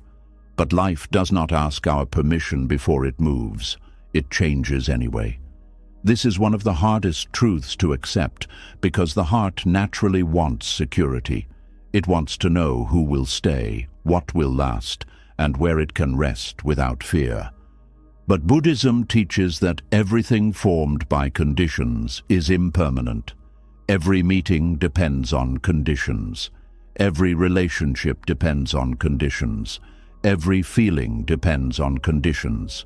Every chapter depends on conditions. And when those conditions change, the form also changes. This does not mean love is fake. It means love is alive. And because it is alive, it moves. A flower is not false because it fades. A sunset is not meaningless because it disappears. A season is not worthless because it ends. In the same way, a person was not meaningless because they changed. A relationship was not unreal because it ended. A moment was not empty because it could not last forever. But attachment does not understand this. Attachment says, if it mattered, it should stay. Wisdom says, it mattered, and still it was temporary. That one difference can change your whole life. Grasping begins when the heart tries to hold life still. It is not just loving someone. It is demanding that they remain the version of themselves your heart first trusted. It is not just enjoying a moment. It is refusing to let the moment pass. It is not just remembering the past. It is trying to live there again, even after life has moved on. And the tighter you grasp, the more painful change becomes. This is why suffering often grows after beautiful experiences. The beauty itself is not the problem. The problem is the demand that beauty must remain unchanged. The mind tastes joy, then immediately becomes afraid of losing it. It receives love, then begins fearing abandonment. It feels closeness, then begins trying to control the future. So even in happiness, attachment plants fear. This is one of the deepest reasons people suffer in relationships. They are not only experiencing love, they are trying to secure love against impermanence. They want guarantees from another human being who is also changing, growing, wounded, uncertain, and temporary. They want certainty from life, but life keeps speaking in movement. Buddhist wisdom does not say this to make the heart cold. It says this to make the heart honest. Because when you understand impermanence, you stop treating change as betrayal. You stop acting as if every ending means life was cruel to you. You stop believing that because someone changed, your whole life has been robbed of meaning. You begin seeing that change is not a mistake in life. Change is the nature of life.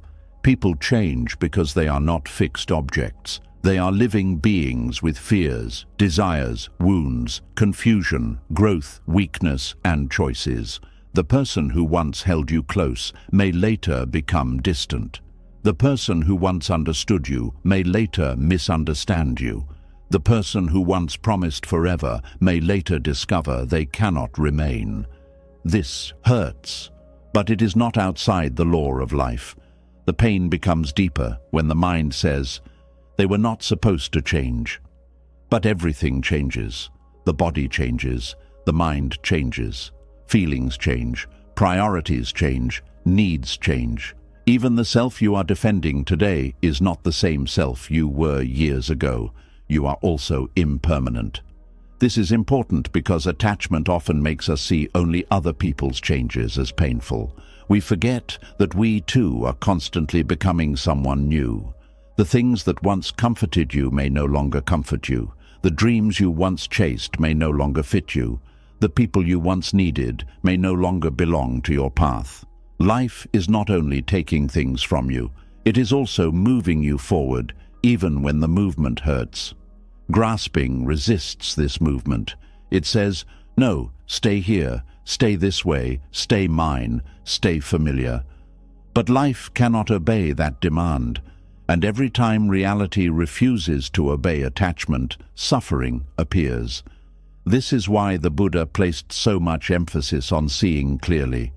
Clear seeing means looking at a person, a moment, or a relationship without demanding that it become permanent before you allow yourself to feel peace. Clear seeing says, "This is here now, and I will meet it with presence." Attachment says, "This must stay, or I cannot be okay." One creates gratitude, the other creates fear. When you grasp at temporary people, you stop truly meeting them. You begin managing them. You monitor their tone. You watch their behavior. You fear their silence. You try to predict their feelings. You become less present with them because you are too busy trying to protect yourself from losing them. This is how attachment quietly steals the joy it is trying to preserve. You may be with someone physically, but mentally you are already afraid of the day they may leave. You may be inside a beautiful season, but emotionally you are already anxious about its ending. You may receive love, but instead of resting in it, the mind begins asking, "How long will this last?" So the moment is never fully lived. It is only guarded. And what is guarded with fear cannot be enjoyed with freedom. Buddhist wisdom invites a different way. It teaches you to love what is present without trying to possess it, to appreciate what is here without pretending it belongs to you forever, to hold life with an open hand, not because you care less, but because you understand more. An open hand can receive, a closed fist can only strain. This does not mean you never commit. It does not mean you stop caring. It does not mean you become careless with relationships. It means you stop building your peace on the impossible belief that nothing will ever change. Real love becomes deeper when it accepts impermanence, because then every moment becomes precious, not guaranteed. Every conversation becomes something to meet fully, not something to control. Every person becomes someone to honor, not someone to own. Ownership creates fear. Presence creates tenderness. The mind suffers because it turns living things into possessions. It says, "My person, my future, my plan, my version of how life should be." But life does not belong to the mind. Life flows. And when you try to own what flows, you suffer. This is why some people cannot release relationships even after they have clearly ended. They are not only missing the person, they are resisting impermanence. They are arguing with the natural movement of life. They are saying, "This was supposed to stay." But the fact that it changed means it was never fully under your control. This truth can feel devastating at first, but it can also become liberating, because if it was never fully under your control, then you do not have to keep blaming yourself for not keeping it alive forever. You do not have to keep thinking you failed because something changed. You do not have to keep punishing yourself because a temporary chapter did not become a permanent home. Some things end because their conditions ended. That is all. Not because you were worthless, not because the entire experience was false, not because life is against you. Sometimes the conditions that held something together dissolve, and the form dissolves with them. This is how life works. A relationship needs trust, timing, emotional readiness, shared values, effort, honesty, and mutual presence. When those conditions weaken or disappear, the relationship changes. The same is true for friendships, dreams, identities, and seasons of life. Nothing stands alone. Everything depends on causes and conditions. This Buddhist understanding is powerful because it reduces personal suffering. Instead of saying, "This ended because I am not enough," you begin seeing more clearly. You see conditions, you see causes, you see patterns, you see that many things were involved. This does not remove sadness, but it removes unnecessary self-torture. You stop turning impermanence into personal rejection. This is where many people suffer deeply. They believe every ending is a statement about their worth. Someone leaves, and they think, I was not enough. A friendship fades, and they think, I am easy to forget. A dream collapses, and they think, my life is ruined. But impermanence is not always a verdict against you. Sometimes it is simply life-changing shape, and life is always changing shape. The child becomes an adult. The strong body becomes tired. The fresh face grows lines. The full house becomes quiet. The exciting beginning becomes an ordinary middle. The passionate connection becomes a test of maturity. The season that once felt endless becomes memory. Nothing stays untouched. When you understand this, you begin holding life differently. You stop demanding that every good thing save you forever. You stop expecting people to remain frozen in the version that made you feel safe. You stop treating change as an enemy. You begin learning how to bow to life without collapsing every time it moves. This bowing is not defeat. It is wisdom. It is the heart saying, I do not control the river, but I can learn how to stop drowning in my resistance to it. Grasping makes you drown because it turns every wave into a personal attack, but acceptance teaches you to float. It does not remove the waves, it changes your relationship with them. This matters deeply in love. If you love with grasping, you become afraid. If you love with awareness, you become present. Grasping says, do not change because I need you to keep me safe. Awareness says, you are here now, and I will meet you honestly while you are here. This does not mean tolerating harm. This does not mean staying where you are wounded. Accepting impermanence does not mean accepting disrespect.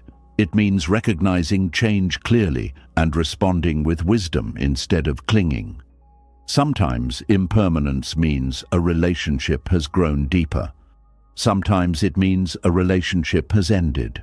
Sometimes it means a person no longer belongs close to your life. Sometimes it means your own heart has changed and can no longer live in old places. Wisdom knows how to listen. Attachment only knows how to grab. The pain of grasping also appears when people try to keep old versions of themselves alive. They cling to who they were before the heartbreak, before the betrayal, before the disappointment, before life changed them. They say, I want the old me back. But sometimes the old you is not coming back in the same form. A wiser you is trying to emerge. This is also impermanence. You are not meant to remain unchanged by life. Pain changes you. Love changes you. Loss changes you. Silence changes you. Healing changes you. The goal is not to return to who you were before the wound. The goal is to become someone who can carry wisdom without becoming hardened. But grasping resists this too. It wants the old innocence, the old trust, the old simplicity, the old version of life before everything became complicated. And while this longing is understandable, it can trap you in another kind of suffering, because you begin rejecting the person you are becoming simply because you are attached to who you used to be. Buddhist wisdom teaches that there is no fixed self to recover. There is only awareness moving through change. This can sound unsettling at first, but it is deeply freeing. You are allowed to change. You are allowed to become new. You are allowed to stop forcing yourself back into an old identity that no longer fits. The past version of you deserves compassion, not imprisonment. Let that version be honored. Let that version be thanked. Let that version rest. But do not force your whole life to remain loyal to who you were before you learned what you now know. This is why impermanence is not only about losing others. It is also about releasing old selves, old dreams, old beliefs, and old emotional homes. Life constantly asks for inner renewal. Suffering grows when we refuse that renewal. A person may keep saying, "This is not how my life was supposed to be," and maybe it is not how they planned it. But hidden inside that sentence is a demand that life should have obeyed an old idea forever. When life does not match the old picture, they feel punished. But sometimes the old picture was too small for the life that is still unfolding. This does not make pain easy. It simply means the ending is not always the end of meaning. Sometimes the collapse of what you wanted creates space for something truer, though the heart may not see it immediately. This is why the Buddhist path asks for patience, not passive. Waiting, but patient seeing. You do not need to rush your grief. You do not need to pretend you are peaceful. You only need to begin noticing where your suffering is made worse by grasping. Notice where you are demanding permanence. Notice where you are arguing with change. Notice where you are holding a person, memory, or identity so tightly that your own spirit cannot breathe. This noticing begins the release, not all at once, not perfectly, but gently. The mind may still cling, the heart may still ache, the body may still miss what was familiar, but each moment of awareness creates a little space between you and the grasping. In that space, suffering begins to soften. You may still love what ended. You may still miss what changed. You may still grieve what passed. But you no longer have to demand that life reverse itself before you allow peace to enter. This is the shift. Peace does not come when everything becomes permanent. Peace comes when you stop asking temporary things to carry permanent emotional responsibility. No person can promise to never change in any way. No moment can remain untouched forever. No season can stay open endlessly. No identity can remain fixed across an entire life. Everything moves. And when you stop treating movement as betrayal, the heart becomes less afraid of living. There is tenderness in this. Because once you understand impermanence, gratitude becomes deeper. You begin appreciating moments while they are here. You begin speaking with more honesty. You begin loving with more presence. You begin forgiving life for not staying still. You stop postponing appreciation. You stop assuming you own tomorrow. You stop taking the present for granted. Impermanence, when understood deeply, does not make life empty. It makes life sacred. Because everything is passing, everything matters. Because nothing is guaranteed, presence becomes precious. Because people change, love must be awake. Attachment sleeps through life because it is busy trying to possess it. Awareness wakes up and finally sees what is here. This is why Buddhist wisdom can feel both painful and beautiful. It takes away the illusion of permanence, but gives back the gift of presence. It removes false security, but offers deeper peace. It teaches that you cannot keep everything, but you can meet everything more fully while it is here. And maybe that is the heart of letting go, not throwing life away, not becoming cold, not refusing love, but learning to touch life without trying to trap it, learning to receive without demanding ownership, learning to release without believing release means failure. The more you practice this, the more life becomes lighter. Endings still hurt, but they do not destroy your entire identity. Change still challenges you, but it does not feel like personal betrayal every time. Loss still brings grief, but grief no longer becomes a permanent prison. You begin trusting yourself to meet change. That trust is powerful, because the real fear beneath grasping is not only losing others, it is the fear that you will not survive what changes. But you have survived change before. You have lived through endings. You have adapted to new seasons. You have become new many times, even when you thought you could not. You are more fluid than your fear admits. The heart can break and still open again. The mind can grieve and still learn peace again. The self can lose an old form and still become something wiser. This is the quiet miracle hidden inside impermanence. Life takes forms away, but it also creates new ones. It closes chapters, but it also creates blank pages. It removes what you clung to, but it also reveals where you were, still depending on illusion. And slowly, the heart begins to understand. You do not suffer only because things change. You suffer because you demand that changing things remain fixed. You do not suffer only because people leave. You suffer because attachment says they were never allowed to. You do not suffer only because moments pass. You suffer because the mind tries to make passing moments permanent homes. But once grasping softens, life becomes less of a battlefield. You stop fighting the river. You stop begging the seasons to reverse. You stop turning temporary people into permanent emotional shelters. And somewhere inside that release, you find a peace that does not depend on stopping change. A peace that can breathe while life moves. A peace that can love without owning. A peace that can grieve without clinging. A peace that can say, "This was beautiful, this mattered, and still I allow it to pass." That is not weakness. That is one of the deepest freedoms the heart can learn. And maybe that is the deepest truth hidden beneath all this suffering.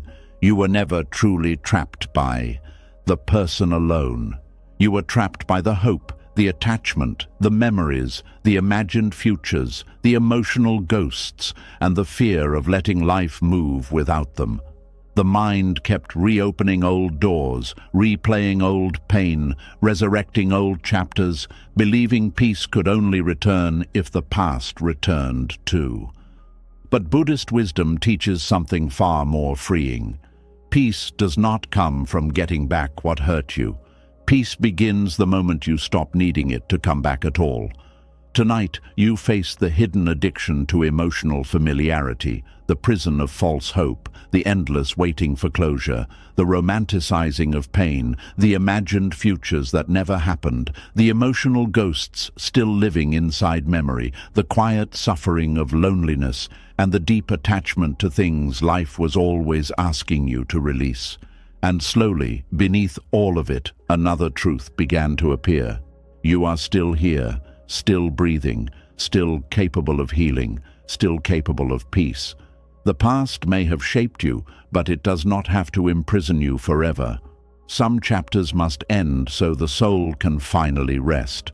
Some people must leave so you can finally return to yourself. And sometimes the greatest act of love is not holding on, but gently allowing life to continue moving. If this touched something deep inside you, leave a comment with the words, "I release the past." Sometimes one sentence is enough to remind the heart that healing has already begun. And if you want more peaceful Buddhist teachings like this to help quiet the mind and free the soul from suffering, subscribe to the channel and continue this journey with us.